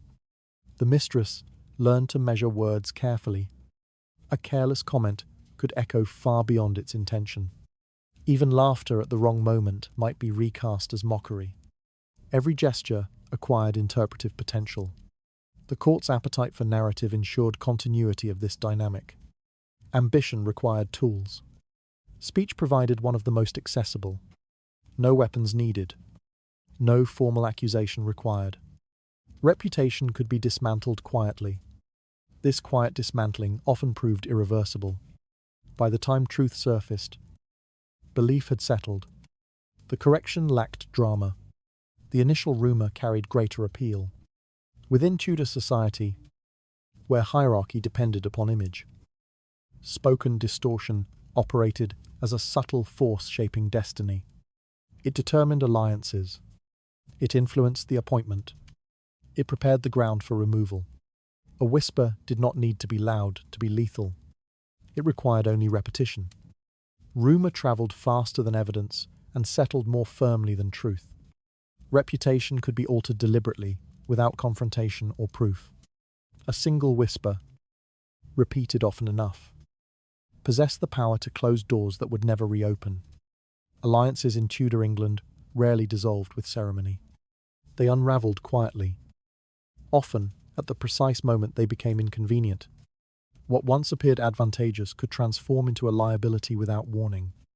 A family that had encouraged intimacy with power might begin to reassess its calculation. Proximity promised advancement, but it also attracted scrutiny. When the favour weakened, the cost of association rose sharply. Self-preservation replaced ambition. Relatives who once celebrated connection might retreat into caution.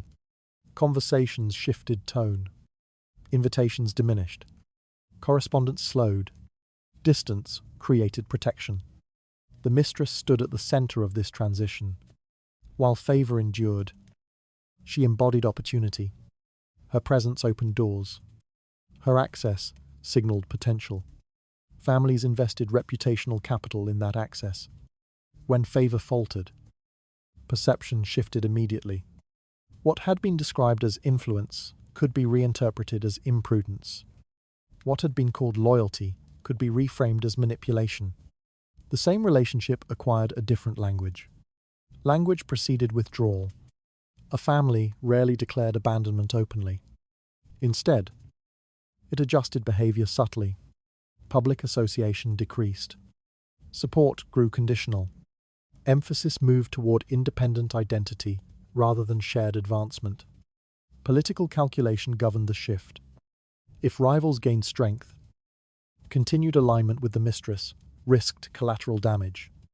To preserve estates, marriages, and titles, distance became necessary.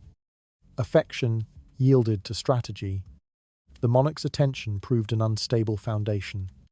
Its warmth secured opportunity. Its absence exposed vulnerability. Families aware of this fragility hedged their investments carefully. Yet hedging often meant sacrifice. The mistress herself bore the visible consequence of shifting alliances. She could not relocate blame outward easily. Her identity remained tied to intimacy. If the relationship became controversial, her relatives might frame it as her personal misjudgment rather than a collective decision. This framing protected lineage. It separated ambition from responsibility. The family could argue that it had not sought influence aggressively. It could portray itself as a surprise participant rather than an architect. Such narratives required credibility. Public distancing reinforced them. Reduced contact suggested disapproval. Silence implied moral correction. The family's survival depended upon convincing observers that it prioritized order over attachment. Meanwhile, favor transformed from an asset to a burden. Association with the monarch's indulgence might invite resentment. If political tension intensified, the mistress could be portrayed as a symbol of excess. Those linked to her risked being drawn into criticism. Withdrawal, therefore, appeared prudent. Prudence rarely resembled loyalty. The mistress might sense the change before it became explicit. Fewer relatives visited. Fewer petitions arrived. Encouragement diminished. Concern replaced confidence. Isolation followed gradually. Her influence weakened, not only because royal attention shifted, but also because familial backing thinned. Support structures that once amplified her presence now dissolved. In moments of heightened controversy, sacrifice occurred more abruptly. A scandal might erupt. Policy might falter. Opponents might demand correction. Removing the mistress offered a symbolic resolution without destabilizing sovereign authority. Families often complied silently. They recognized that resistance endangered more than one individual. By allowing her removal to proceed unchallenged, they preserved broader security. Personal attachment could not compete with dynastic survival. The mistress became expendable. Expendability did not imply insignificance. It revealed the hierarchy of priority. Estates, titles, and succession outweighed individual fortune. Publicly, her departure might be framed as a moral realignment. Privately, it signaled a recalibration of the alliance. The court observed and adjusted accordingly. Those who once courted her favor redirected allegiance swiftly. Ambition did not tolerate vacancy. Influence migrated toward safer proximity. The speed of transition exposed the transactional nature of many relationships. Affection might have existed. Genuine loyalty might have accompanied the strategy. Yet, when pressure intensified, preservation governed response. The mistress confronted the stark asymmetry of her position. She had embodied a conduit for advancement. Once that conduit ceased to function, those who benefited most from it retreated first. This retreat did not erase history. It reinterpreted it. What had been celebrated as an advantageous alliance became a cautionary tale. The narrative shifted to emphasize excess rather than utility. Responsibility condensed around her identity. Within Tudor society, alliance was never purely personal. It operated within a matrix of calculation. When the advantage dissolved, attachment weakened. The failure of the alliance revealed underlying priorities clearly. Family endured. Titles endured. She did not. An alliance that once promised advancement could unravel the moment it threatened stability. Families distanced themselves to preserve their estates and reputation. In a court governed by survival, the mistress often became the necessary sacrifice that restored balance. Punishment in Tudor England did not always arrive with proclamation. It could unfold without trial, without accusation, formally read aloud, without any written decree. Removal itself functioned as a sentence. A mistress who had once moved freely through corridors might suddenly find doors closed. Invitations ceased without explanation. Guards offered polite resistance rather than greeting.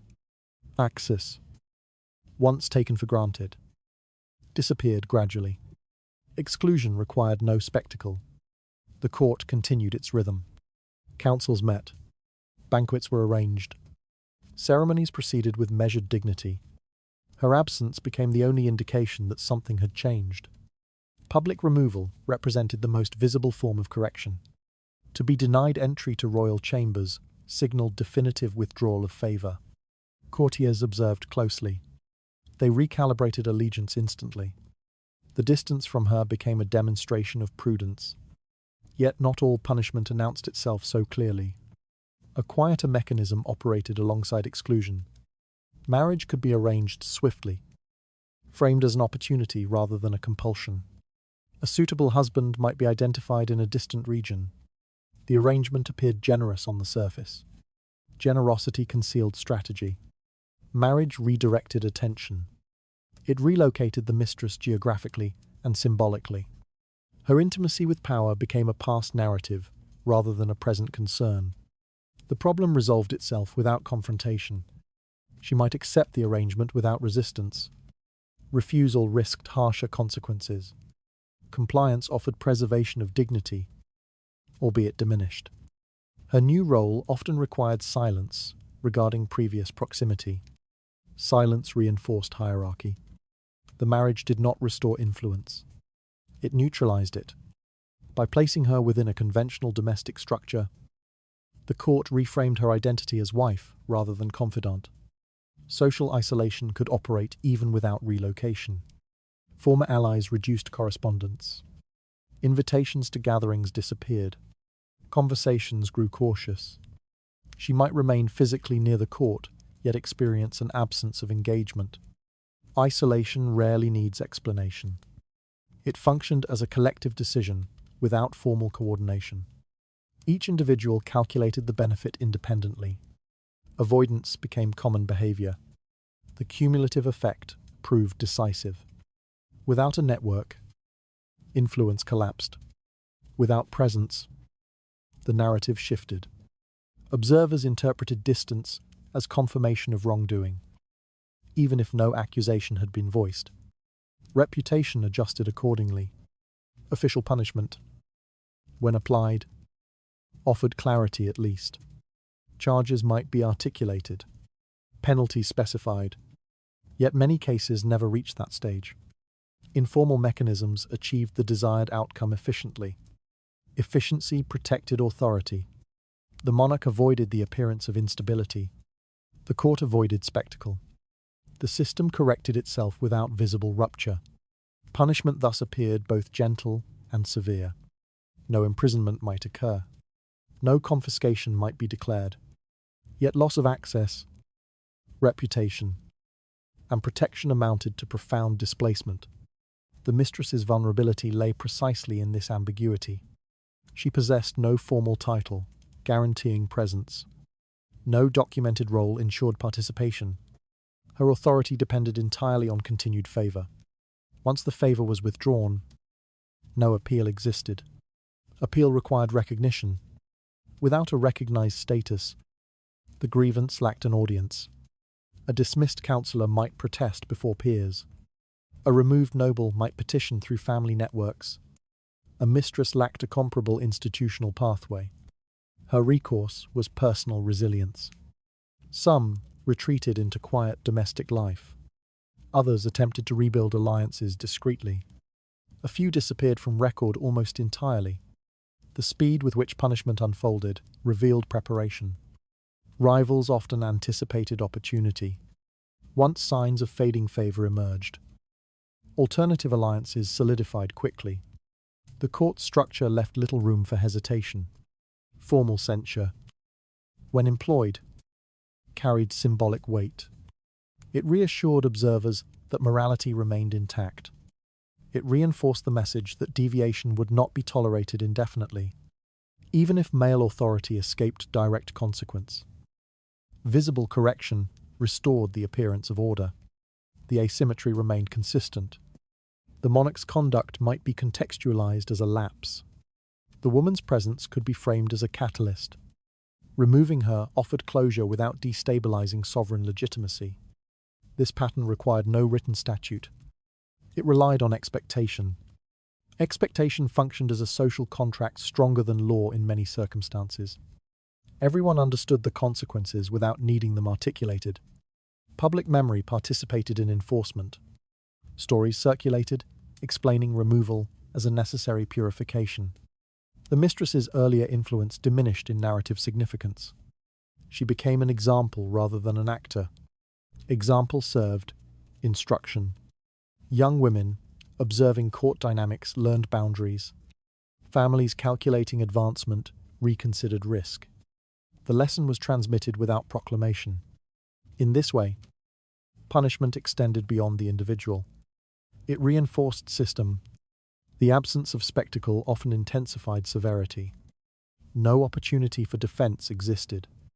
No dramatic reversal occurred. The transition from prominence to obscurity felt seamless. Seamlessness masked intentionality. Decisions had been made. Calculations completed. Alliances reconsidered. The outcome appeared natural, as though circumstances alone dictated change. The mistress's earlier visibility made her disappearance more striking. Courtiers who once sought her presence redirected attention swiftly. The court adjusted without pause. Life resumed its rhythm. Yet beneath routine, a message had been delivered. Influence without foundation remained temporary. Proximity without protection remained fragile. The mechanisms of punishment, exclusion, forced marriage, and social isolation operated quietly but effectively. They required no public condemnation to achieve a lasting effect. They preserved hierarchy without inviting instability. In Tudor England, correction rarely disrupted structure. It removed elements deemed expendable and restored equilibrium through silence. The mistress often stood as that element. Punishment in the Tudor court did not always require trial or decree. Removal itself was sufficient. Exclusion, arranged marriage, and silent isolation dissolved influence without spectacle. Through these quiet mechanisms, the court preserved order while ensuring that vulnerability carried unmistakable consequence. Loss in the Tudor court did not always announce itself with accusation. It could arrive in the form of absence. No summons was delivered. No indictment was read. The chamber simply continued without her. The court possessed many rooms. Yet, access defined existence. To be admitted signaled relevance. To be excluded signaled a conclusion. When a name no longer appeared on invitation lists, meaning required, no explanation was required. No tribunal assembled to weigh evidence. No witnesses were called to testify. No parchment recorded formal wrongdoing. Silence carried the decision. At first, the change might appear minor. A banquet passed without her presence. An evening gathering proceeded without notice. A procession advanced in which she did not walk. Each omission seemed temporary. Temporary omissions accumulated. Courtiers observed. They noted who attended and who did not. They understood that absence rarely occurred by accident. Patterns revealed intention. Doors that once opened promptly began to close. A chamberlain offered polite regret. A guard suggested a misunderstanding. A servant hesitated before admitting entry. The hesitation itself communicated adjustment. In the Tudor hierarchy, access equaled recognition. Without recognition, influence evaporated. Her belongings might remain in familiar quarters. Her garments might hang undisturbed. Yet without invitation, Those objects lost significance. Presence without participation proved hollow. The palace did not need to expel her physically to effect removal. Social withdrawal achieved the same result with greater discretion. The court's rhythm resumed, as if nothing had changed. Absence rarely provoked confrontation. To demand an explanation would require acknowledgement that exclusion existed. A mistress lacked standing to compel such acknowledgement. She could not summon the council to debate her fate. Her departure, therefore, unfolded gradually. One evening without invitation became two. Weeks passed without summons. Correspondence thinned. Messages once delivered urgently arrived slowly, then ceased. No one declared punishment. Yet the consequence manifested unmistakably. Alliances recalibrated swiftly. Those who had depended on her proximity redirected ambition toward new centers of favor. Distance became a demonstration of prudence. Association with the decline risked contamination. Contamination did not require proof. It required perception. The court's collective instinct favored stability. If removing her restored equilibrium, few questioned the necessity. Moral language might be invoked privately, but public narrative remained restrained. Restraint concealed severity. The absence of a formal accusation deprived her of a defense. She could not refute a charge never articulated. She could not appeal to mercy for an offense never specified. Ambiguity intensified isolation. Without clarity, she could not calculate the response. Was her removal a temporary displeasure or a permanent decision? Silence offered no guidance. In that silence, reputation hardened. Observers interpreted exclusion as confirmation of a misstep. Rumors attached easily to the vacancy. Stories circulated explaining her disappearance in terms that justified it. Justification protected structure. The monarch's authority remained intact. The court's order remained visible. The removal appeared to be a natural adjustment rather than a disruption. Yet for the individual, adjustment meant erasure. Her name faded from conversation. Her former influence is reduced to memory. The same corridors that once carried her footsteps echoed without them. The permanence of closing doors defined finality. A palace gate might remain physically open, but social passage had ended. Entry without welcome equaled intrusion. Familiar spaces became inaccessible. Time reinforced the outcome. As weeks extended into months, her absence ceased to surprise. New figures occupied visible positions. The court normalized the change quickly. Normalization rendered reversal unlikely. Without a crisis to prompt reconsideration, restoration remained improbable. The mistress's existence within that sphere became chapter concluded. The mechanism required no violence. It relied on collective withdrawal. Collective withdrawal functioned efficiently because it appeared voluntary. No single actor assumed responsibility. Each individual adjusted according to perceived direction. Direction originated from favor. When favor withdrew, the system responded reflexively. No proclamation necessary. The quiet nature of this loss distinguished it from a dramatic downfall. A dramatic fall invited sympathy.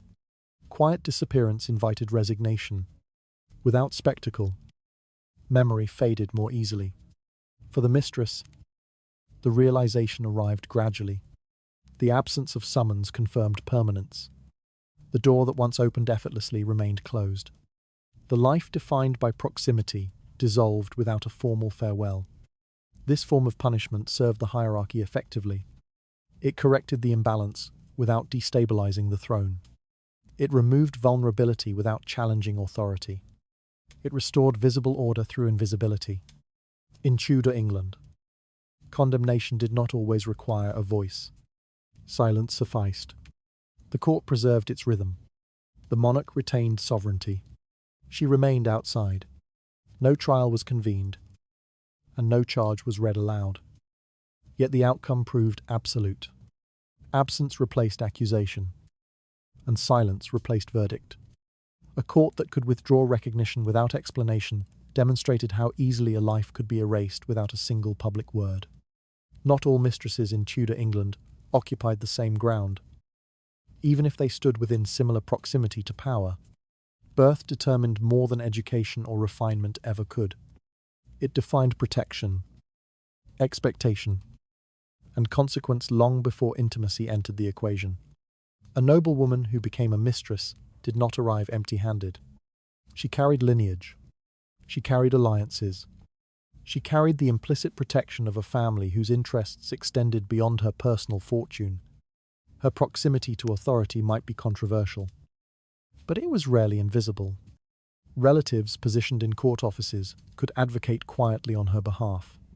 Brothers, uncles, and cousins might already possess estates or titles. If favour fluctuated, she had somewhere to return. Return offered stability. A noble family might recalibrate strategy without discarding her entirely. Marriage could be arranged to restore respectability. Dowry could secure an alliance. Her reputation, though strained, could be recontextualized. The system absorbed her more easily. Her upbringing in courtly behavior also mattered. She understood ceremony, etiquette, and restraint.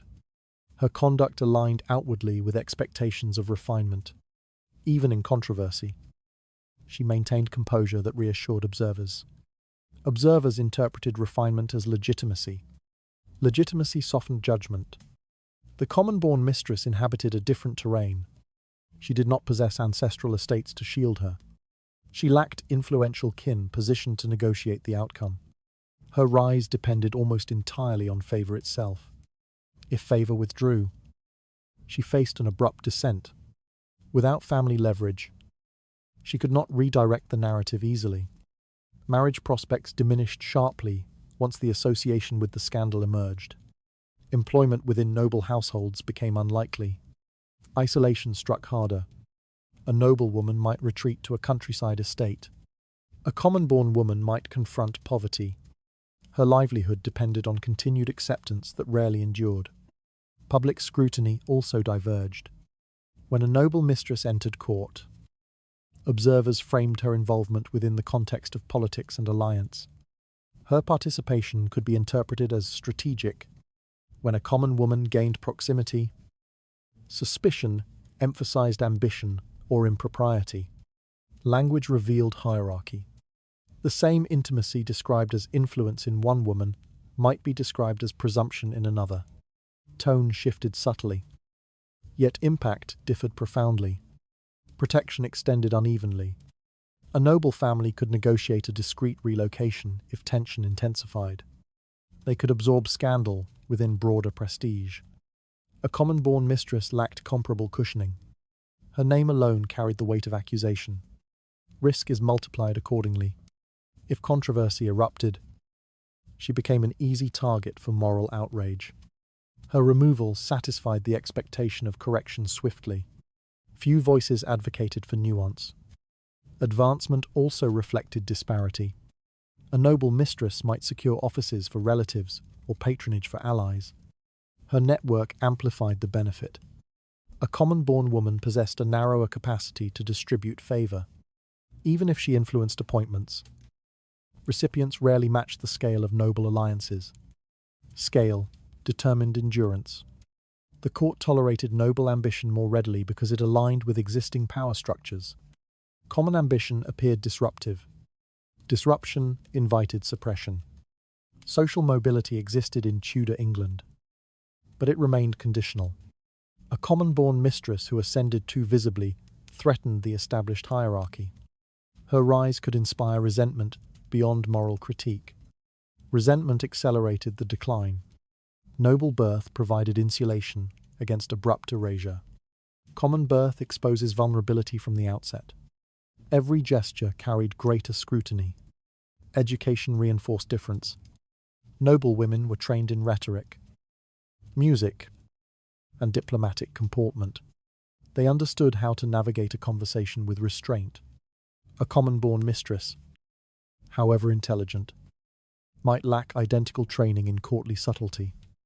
Subtlety preserved influence. Without it, misinterpretation increased. A careless remark could reinforce the stereotype of impropriety. A visible display of confidence could be framed as arrogance.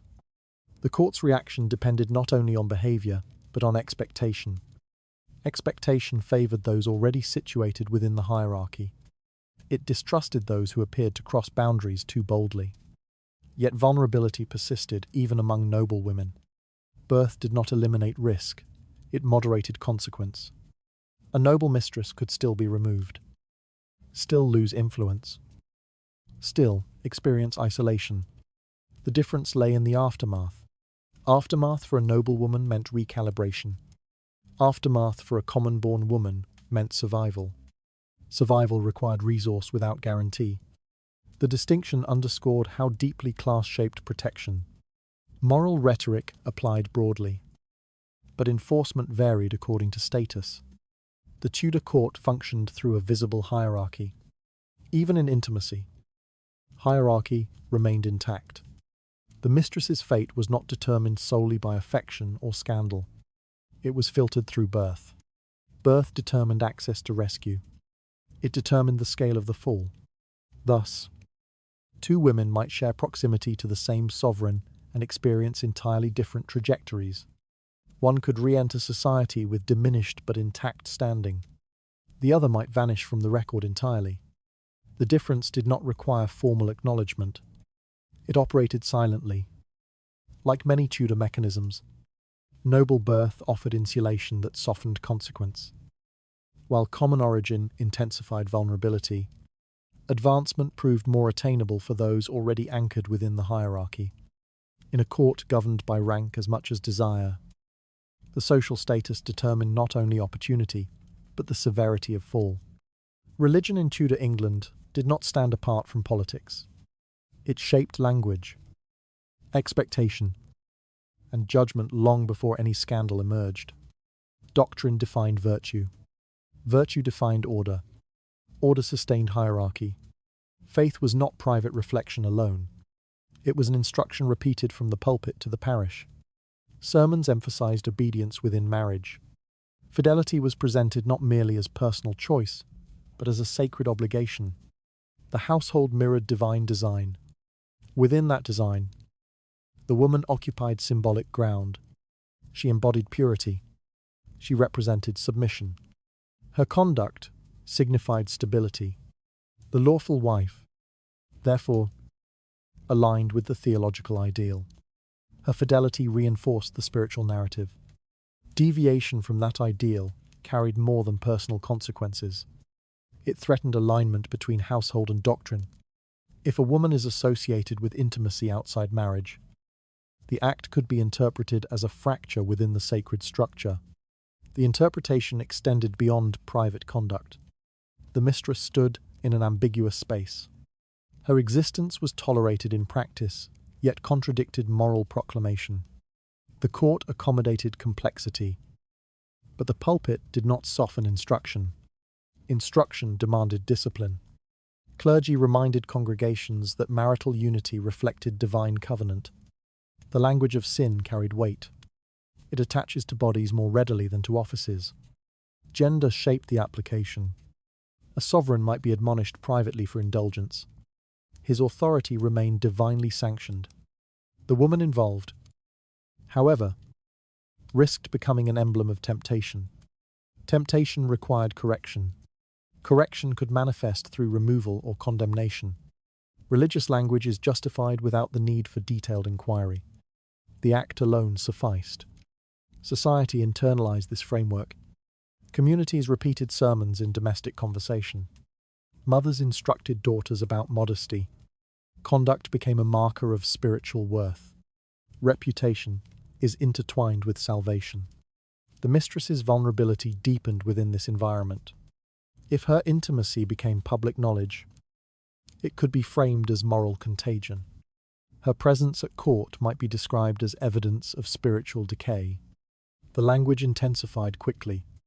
Decay implied danger, not only to the personal soul, but to the collective order. In a period marked by religious upheaval and reform, stability appeared fragile. Moral transgression could be interpreted as a symptom of a broader disorder. Thus, Her conduct acquired disproportionate symbolic value.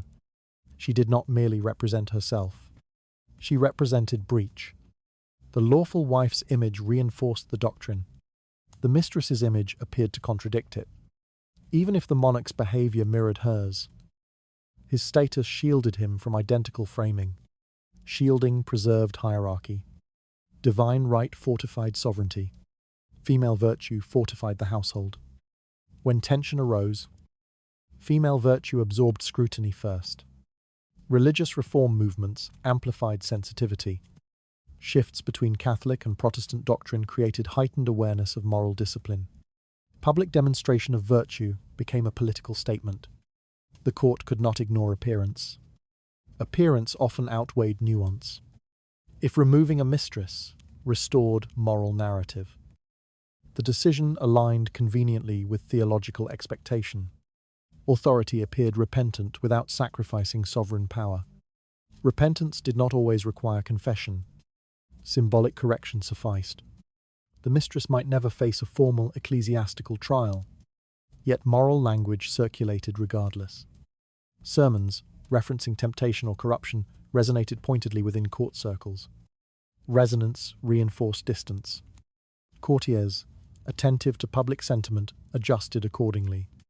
Association with perceived immorality risked reputational damage. Religion thus shaped political behavior indirectly. Indirect influence proved effective. No bishop needed to issue a decree against a specific individual. The framework of sin and virtue already operated within consciousness. The tension between lived practice and proclaimed morality remained persistent. The court navigated complexity quietly. Clergy proclaimed clarity loudly. Between those spheres, the mistress bore a disproportionate burden. Her removal could be framed as moral restoration. Her isolation could be interpreted as a spiritual necessity, even if political calculation drove the outcome. Religious vocabulary legitimized it. Legitimization strengthened stability. The Tudor state intertwined the crown and the church closely. Moral narrative supported political continuity. Correction of visible deviation reassured the public that the order endured. Within this arrangement, the mistress stood exposed. Her intimacy, though influential, lacked sacred sanction. Without sanction, protection weakened. Religious doctrine did not recognize the nuance of power dynamics. It recognized the boundary. Boundary defined righteousness. To cross it invited consequences. The intersection of theology and gender shaped destiny decisively. The lawful wife embodied the covenant. The mistress embodied deviation. The sovereign embodied authority. Authority endured. Deviation did not. Religion did not invent political vulnerability, but it intensified it. It framed personal intimacy as a moral threat and supplied language through which correction appeared necessary. In Tudor England, sin functioned as both a spiritual concept and a political instrument. The mistress lived within that overlap. Religious doctrine defined fidelity as a sacred duty and aligned female virtue with social stability. Any deviation could be framed as a threat not only to marriage, but to divine order. In a court bound tightly to spiritual language, moral judgment became a powerful mechanism, reinforcing hierarchy and determining fate. A mistress in the Tudor court did not always remain an individual. Under pressure, she could become something larger than herself. Her name could detach from her daily actions and attach instead to the fate of an entire reign. Political opponents required symbols. Policy disagreements proved complex and difficult to explain to broader audiences. Economic strain, military setbacks, or diplomatic tension demanded narratives simple enough to travel easily. A visible woman near the throne provided such simplicity. Her presence could be reframed as evidence. If finances faltered, critics might suggest indulgence, distracted governance. If foreign negotiations stumbled, whispers might imply undue influence within private chambers. The complexity of statecraft condensed into personal proximity. Condensation served strategy. It allowed opponents to challenge authority indirectly. Rather than accuse the monarch of incompetence, they could criticize the environment around him. The mistress became the embodiment of perceived decline. Embodiment simplified blame. She stood as a tangible representation of excess or corruption. Her image could circulate in conversation more easily than abstract policy failure. Symbol travelled faster than analysis. Language sharpened accordingly. Pamphlets, private letters, and court gossip might describe her as a catalyst for moral decay. Even if no evidence connected her directly to specific decisions, association sufficed to build a narrative. Narrative shaped perception. Perception influenced allegiance. Those dissatisfied with governance found in her a focal point. Criticism, directed at her, appeared less dangerous than a direct attack on sovereign authority. Thus, she absorbed political frustration that might otherwise destabilize the throne. This absorption functioned as containment. By concentrating resentment upon a single figure, the system protected its core. Removal of that figure could then be presented as a correction, preserving the broader structure. The process required repetition. Each mention of her name alongside the decline reinforced the connection. Over time, the linkage seemed inevitable rather than constructed. Her individuality receded. Personal qualities, to intelligence, restraint, and loyalty became irrelevant to the narrative. She transformed into a symbol, and symbols operate differently from persons. Symbol does not require nuance. It requires recognizability. Opponents exploited that recognizability. They framed her attire, her gestures, even her silence, as signs of influence beyond the rightful boundary. The court's fascination with her proximity fueled the very narratives that endangered her. Visual presence intensified vulnerability. To be seen frequently beside authority invited interpretation. The more prominent her appearance, the easier to suggest she shaped events. Such a suggestion rarely faced direct rebuttal. To defend her publicly risked a legitimizing accusation. Silence allowed rumor to expand unchallenged. Either response carried risk. Political tension amplified symbolic usage. During crises, audiences seek an explanation quickly. Blaming structural complexity satisfies few.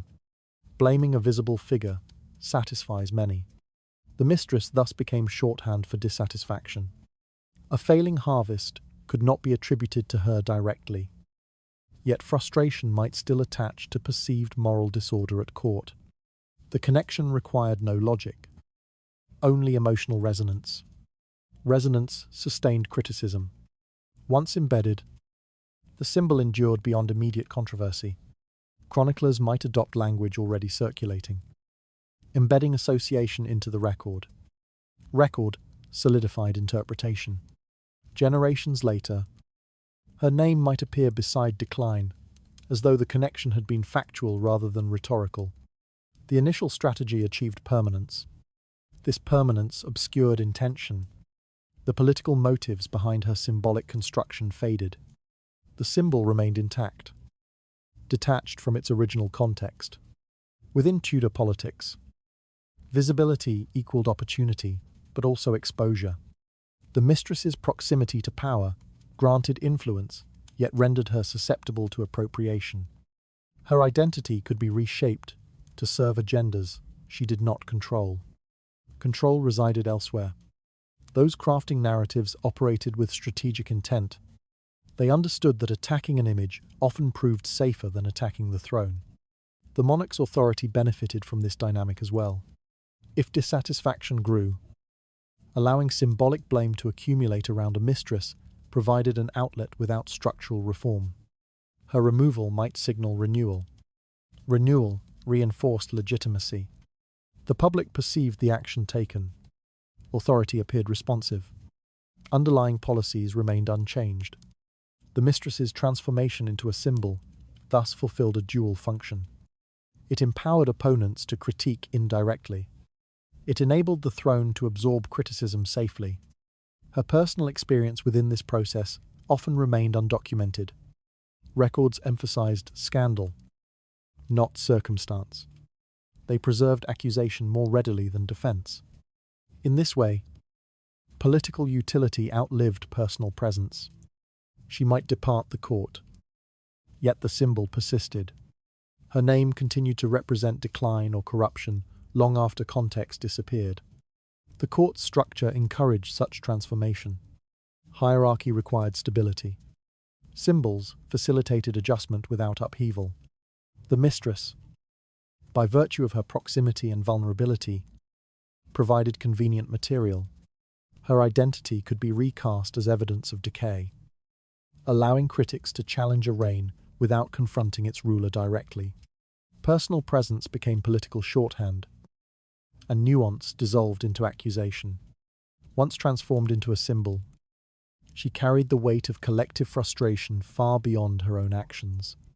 A political crisis in Tudor England rarely announced its full complexity to the public. War, famine, failed alliances, and financial strain emerged from layered causes that few outside the council chamber fully understood. Yet explanation demanded simplicity. Within that demand, a single woman could become sufficient, her name attached easily to failure. If negotiations collapsed, whispers suggested distraction. If taxation angered the populace, murmurs hinted at indulgence within the palace. If foreign powers gained an advantage, critics pointed toward the influence of private affection. The association required no documentation. It required repetition. A court uneasy with instability sought visible anchors for blame. Abstract miscalculation did not satisfy public imagination. A living figure did. The mistress stood available. Her proximity to authority provided narrative convenience. She could be portrayed as the reason decisions were delayed, altered, or softened, even when events unfolded independently of her presence. Linkage appeared persuasive. Persuasion operated through suggestion. No council record might mention her. No policy draft might reflect her advice. Yet the story circulated that she had shaped the outcome through intimacy. That suggestion proved sufficient for many. Failure condensed into personhood. Condensation transformed complexity into a moral lesson. The crisis ceased to represent systemic strain and instead embodied the consequence of private indulgence. This embodiment protected sovereignty. To admit structural weakness risked questioning governance itself. To attribute decline to a single influence preserved the image of otherwise sound authority. Removing the influence signaled correction. Correction reassured observers. If a woman could be dismissed, the crisis appeared manageable. The narrative implied that order would return once improper presence vanished. In this process, her individuality diminished further. Her intelligence, restraint, or limitations no longer mattered. She represented a cause rather than a participant. Her life narrowed into explanation. History absorbed this narrowing readily. Chroniclers favored decisive stories. They linked downturns to personalities. A reign remembered for difficulty might include her name as a defining factor. Even if archival evidence remained ambiguous, ambiguity rarely survives retelling. Retelling demanded clarity. Clarity often required villain. The mistress, lacking institutional defense, occupied that role efficiently. She could not publish a rebuttal. She could not convene a tribunal to examine evidence. Her removal silenced her. Silence allowed interpretation to harden. Once her name aligned with the crisis, repetition entrenched it. Subsequent accounts relied on earlier narratives. The connection between women and failure acquired inevitability.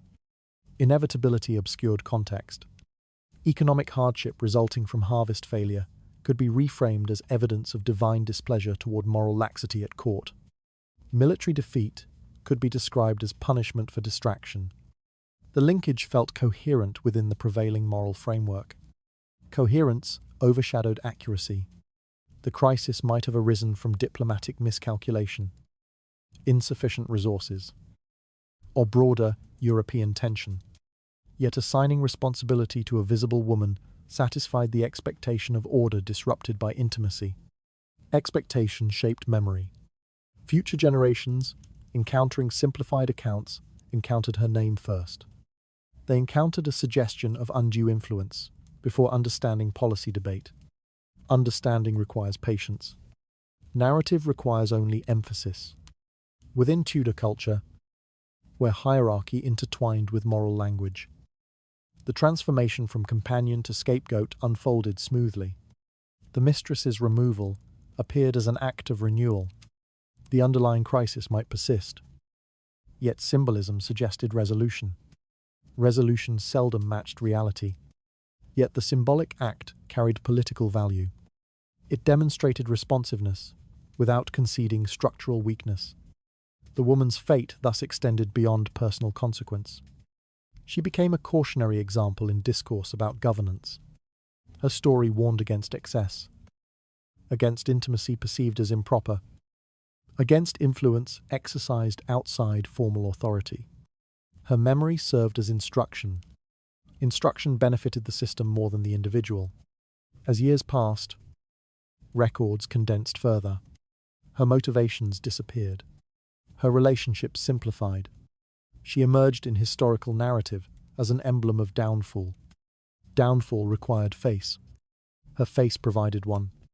The fragility of this position lay in its permanence.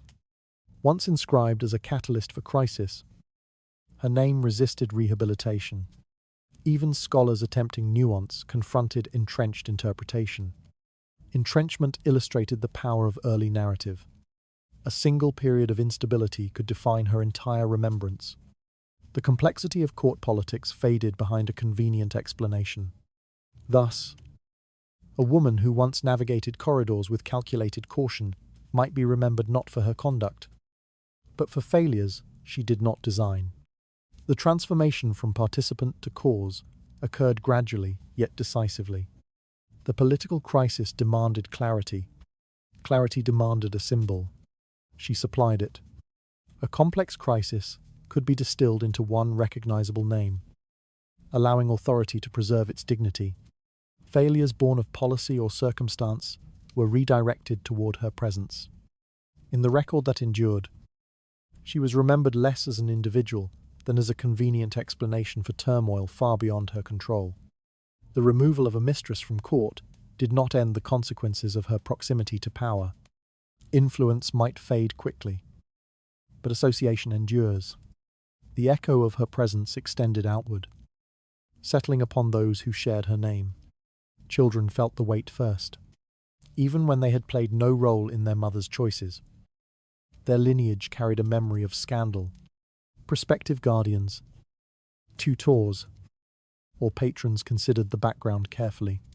Questions surfaced quietly during negotiations.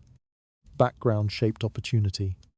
A child born into a noble lineage might still encounter hesitation if that lineage carried a controversial history. Marriage discussions slowed. Alliances recalculated risk.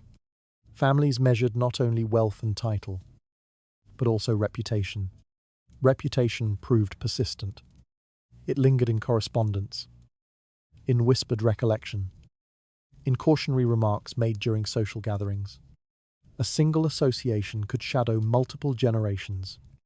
For daughters, the effect often appeared most sharply. Marriage represented stability and advancement.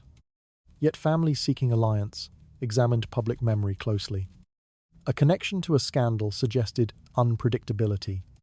Even unfounded suspicion altered calculation. Calculation favored caution. Better to align with unblemished lineage than to invite potential controversy. Thus, advantageous matches slipped quietly beyond reach.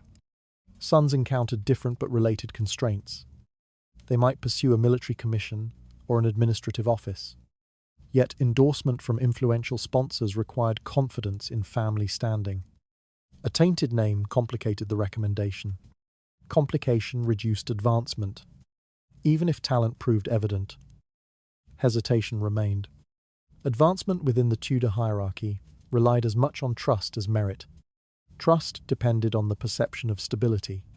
Perception drew upon history. The mistress's removal might have satisfied the immediate crisis. Yet a narrative was attached permanently to the surname. That narrative travelled alongside her descendants. Relatives beyond immediate children also absorbed the impact. Cousins negotiating their own alliances encountered subtle resistance.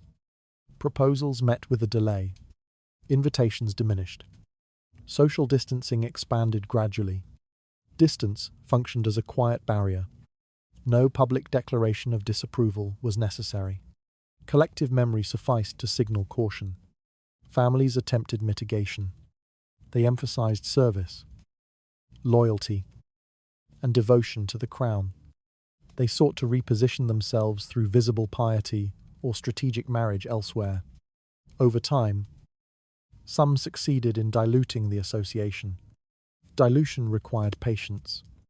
Years passed before stigma softened. Even then, traces persisted in certain circles. The asymmetry of power intensified this effect. While the monarch's reputation often recovered swiftly, the mistress's family bore a longer shadow. Authority retained resilience. Vulnerable lineage did not. This imbalance revealed structural reality. Political systems that redirected blame toward individuals also redirected memory toward families. Responsibility expanded outward in social perception, even if it had been concentrated rhetorically during the crisis. Legacy thus became complicated. A family might have gained temporary advancement through association with power, yet the cost could outlast the benefit. Titles secured during favour might endure, but whispers accompanied them. Whispers influenced behaviour. Descendants might adopt heightened caution in conduct. They avoided visible ambition.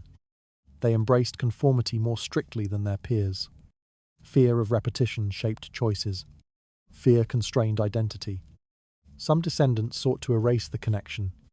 They married into distant regions. They minimized mention of maternal lineage. Records grew sparse intentionally. Intentional forgetting proved difficult. History remained accessible in chronicles and letters. Scholars and rivals alike could revive a dormant association, if convenient. Thus, the legacy of a mistress rarely remained confined to her lifetime. It permeated genealogies, affected dowries, and influenced inheritance discussions. Estates, once expanded through favour, might shrink through cautious alliance. The broader community observed these outcomes. Other families contemplating similar proximity to power weighed potential gain against generational cost. The lesson endured quietly. Short-term elevation carried long-term uncertainty. In Tudor England, identity operated collectively. A woman's reputation is intertwined with that of her kin. The court's decision to remove her did not dissolve shared history. Shared history persisted across decades. Children born after her fall inherited not influence, but interpretation. They navigated society, conscious of the narrative preceding them. Narrative rarely distinguishes nuance. It preserved the most striking version of events. If scandal had once been associated with their name, that association resurfaced during moments of scrutiny. Scrutiny intensified during negotiation. Marriage contracts examined lineage carefully. Offices demanded endorsements. Each stage required examination of the background. Thus, the consequences of a mistress's rise and fall extended beyond individual ambition. They reshaped familial trajectory. Advancement might have seemed assured during favour, yet the same association that elevated could later obstruct. The family endured. The memory endured. The stigma endured longest. In Tudor society, where reputation functioned as currency, the inheritance of controversy proved burdensome. Children and relatives bore the weight not of their own actions, but of proximity once valued and later condemned. The fall of a mistress rarely ended with her departure from court. Her children and relatives carried the weight of an altered reputation long after favour had vanished. Across generations, memory proved more enduring than influence, shaping futures in ways no one could easily reverse. Power in Tudor England did not operate as a neutral force. It moved through a hierarchy structured long before any individual entered court. Within that structure, gender determined position as decisively as birth. Women did not enter the political space as autonomous actors. They entered as daughters, wives, or companions. Their identities were relational, even when proximity to authority granted influence. That influence lacked formal recognition. Recognition mattered, without title or office. A woman's role could be expanded or contracted without consultation. Her presence might serve a strategy, yet she remained excluded from acknowledgement of authorship. This exclusion preserved hierarchy. Men occupied offices defined by law and precedent. They held lands secured by inheritance. Their authority appeared institutional. Women's authority appeared incidental. Incidental authority could be used effectively. A mistress might facilitate alliance, soften opposition, or redirect discussion. Her influence could alter the outcome significantly. Yet the same system that benefited from her presence refused to legitimize it. Legitimacy would have disrupted order. Order depended on visible male governance. Allowing female influence to acquire formal recognition threatened the perception of stability. Therefore, her contribution remained informal. Informality ensured vulnerability. If success followed her intervention, credit gravitated upward towards sovereign decision. If failure emerged, responsibility descended toward her proximity. Desire itself became a political instrument. Affection within royal chambers could shape diplomatic emphasis. Emotional trust might open channels unavailable through ceremony. Yet this intimacy was framed as indulgence rather than governance. Framing mattered. By labeling female influence as temptation, the system preserved masculine authority. Desire could be acknowledged, but it could not be granted institutional dignity. The mistress thus embodied contradiction. She was necessary, yet unrecognized. Effective, yet unofficial. Visible, yet unprotected. Gender intensified this contradiction. Male courtiers maneuvered openly for office and reward. Their ambition appeared expected. Female ambition, even when subtle, appeared suspect. Suspicion reinforced the imbalance. When a woman benefited from proximity to power, observers questioned her intent. When a man benefited from proximity, observers praised his skill. The difference reflected expectation rather than evidence. Expectation sustained male dominance. By interpreting female influence as a deviation from the norm, the court reaffirmed masculine centrality. Women became conduits rather than principals. Conduits are replaceable. Once strategic utility diminished, the conduit could be removed without destabilizing the broader system. Her removal restored visible conformity. Conformity reassured observers. The imbalance did not arise accidentally. It functioned as a mechanism maintaining continuity. Concentrating authority in male offices simplified succession and accountability. Yet simplicity obscured complexity. Women participated in shaping decisions more frequently than records acknowledged. Their voices filtered through private conversation and informal counsel. The system depended upon such participation, even as it denied it. Denial protected narrative. A monarchy projecting strength required clarity in hierarchy. Admitting shared authorship of policy with unofficial figures complicated that clarity. Thus, political use of women coexisted with a moral critique of them. They were utilized to cement alliances, soften opposition, and distribute favor. At the same time, they were warned against overstepping invisible boundaries. Boundaries remained elastic. They shifted according to circumstance, rarely announced openly. A gesture tolerated during prosperity might provoke outrage during a crisis. The crisis revealed asymmetry. When stability wavered, male authority was defended. Female proximity became suspect.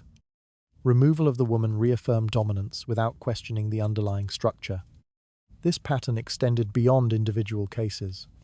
It revealed structural lessons about power and gender. Authority was not only about who held office, but about who could be sacrificed to preserve it. Sacrifice fell predictably. The mistress's vulnerability reflected a broader imbalance. Women's contributions operated within a narrow channel defined by male consent. That consent could be withdrawn at any moment.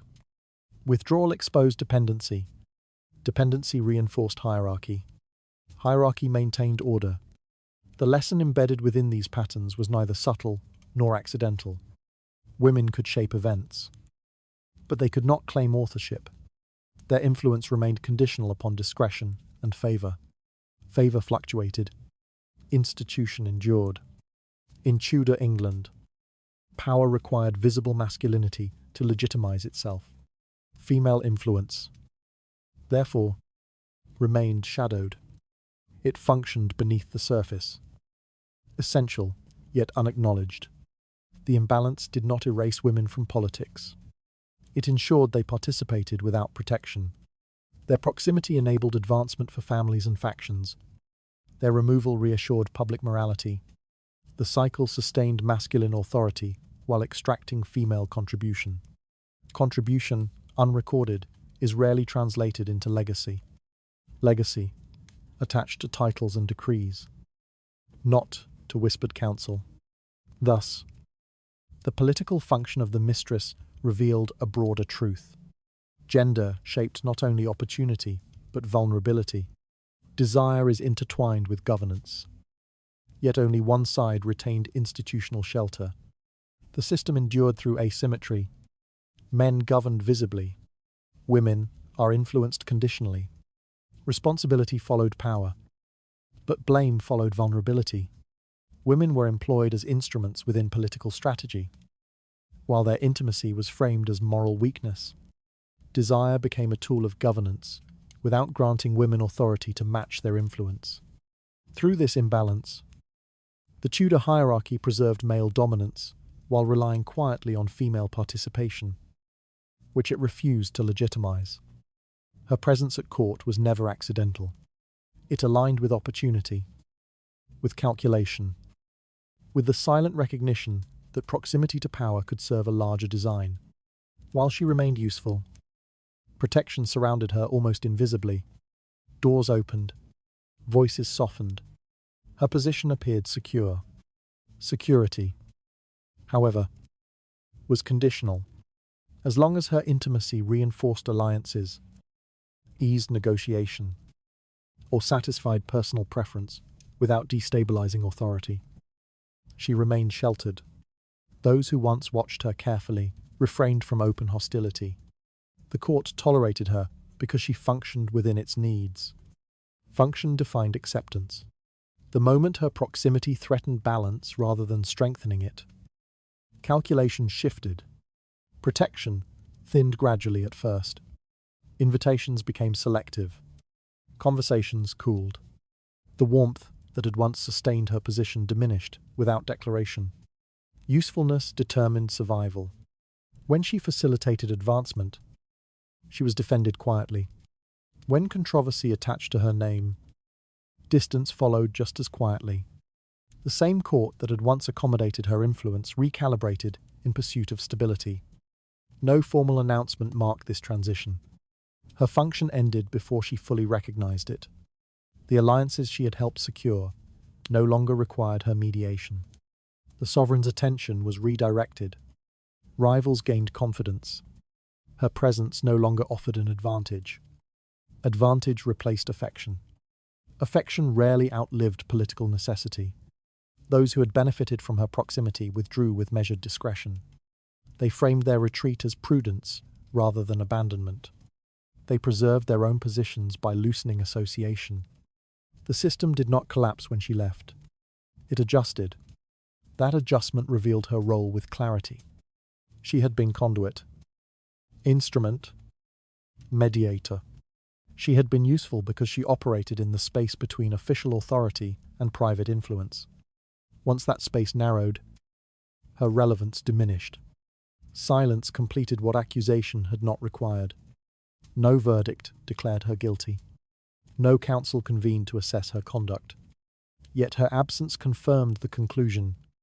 The palace resumed its rhythm as though nothing had changed. In that rhythm, her political function dissolved. She was remembered selectively, often through language shaped by those who needed explanation for events larger than her influence. Her contribution to alliance building faded into the background. Her intimacy remained foregrounded. Foregrounding simplified memory. Complexity yielded to clarity. The narrative reduced her life to a symbol, useful once, a problematic later. The full scope of her participation rarely survived. This pattern extended beyond the individual case. It revealed structure within Tudor governance. Women near power were admitted conditionally and dismissed quietly. Their value is measured by immediate utility. Their removal justified by moral vocabulary when convenient. The utility offered temporary shelter. Shelter evaporated quickly. The mistress thus embodied both access and expendability. She stood near authority yet outside its protection. She shaped moments yet did not define outcomes permanently. Her ending rarely produced spectacle. It produced quiet. In that quiet lay the true conclusion of her political role. The alliances she once influenced persisted or dissolved according to broader forces. The court endured. The sovereign's authority remained visible. She stepped outside the frame. Her story, however, illuminates the mechanisms beneath ceremony. It reveals how power can rely on individuals. It refuses to recognize formally. It reveals how gender shapes both opportunity and vulnerability. Above all, it demonstrates that usefulness within the hierarchy does not guarantee security. The Tudor court prized stability. It tolerated deviation only when deviation served the structure. Once service ended, correction followed without drama. The woman who had once been an instrument of alliance became a memory of discretion. Her protection lasted precisely as long as her advantage. And when the advantage expired, so did protection. The political function of the mistress concluded not with confrontation, but with absence. Her influence dissolved into the broader current of governance that continued without her acknowledgement. The court maintained order. The monarch retained authority. Her chapter closed quietly. Her story remains instructive. It invites reflection on the relationship between intimacy and institution, between gender and governance, between recognition and utility. It asks how often history records those who shaped events without a title, and how easily it discards them when narrative requires clarity. Tonight, as you consider these quiet corridors and guarded chambers, remember how easily a life could be elevated by proximity and erased by recalculation. The Tudor court moved with ceremony, yet beneath it lay constant adjustment, constant evaluation of usefulness and risk. Her rise and fall were not anomalies, but expressions of a system that valued alliance over affection and stability over loyalty. Thank you for spending this time reflecting on the fragile balance of power and memory within Tudor England. I hope this journey through shadowed corridors and silent negotiations has offered you a clearer understanding of how influence could shape events without ever being formally acknowledged. May your evening be calm, your thoughts unburdened, and your rest undisturbed. Good night.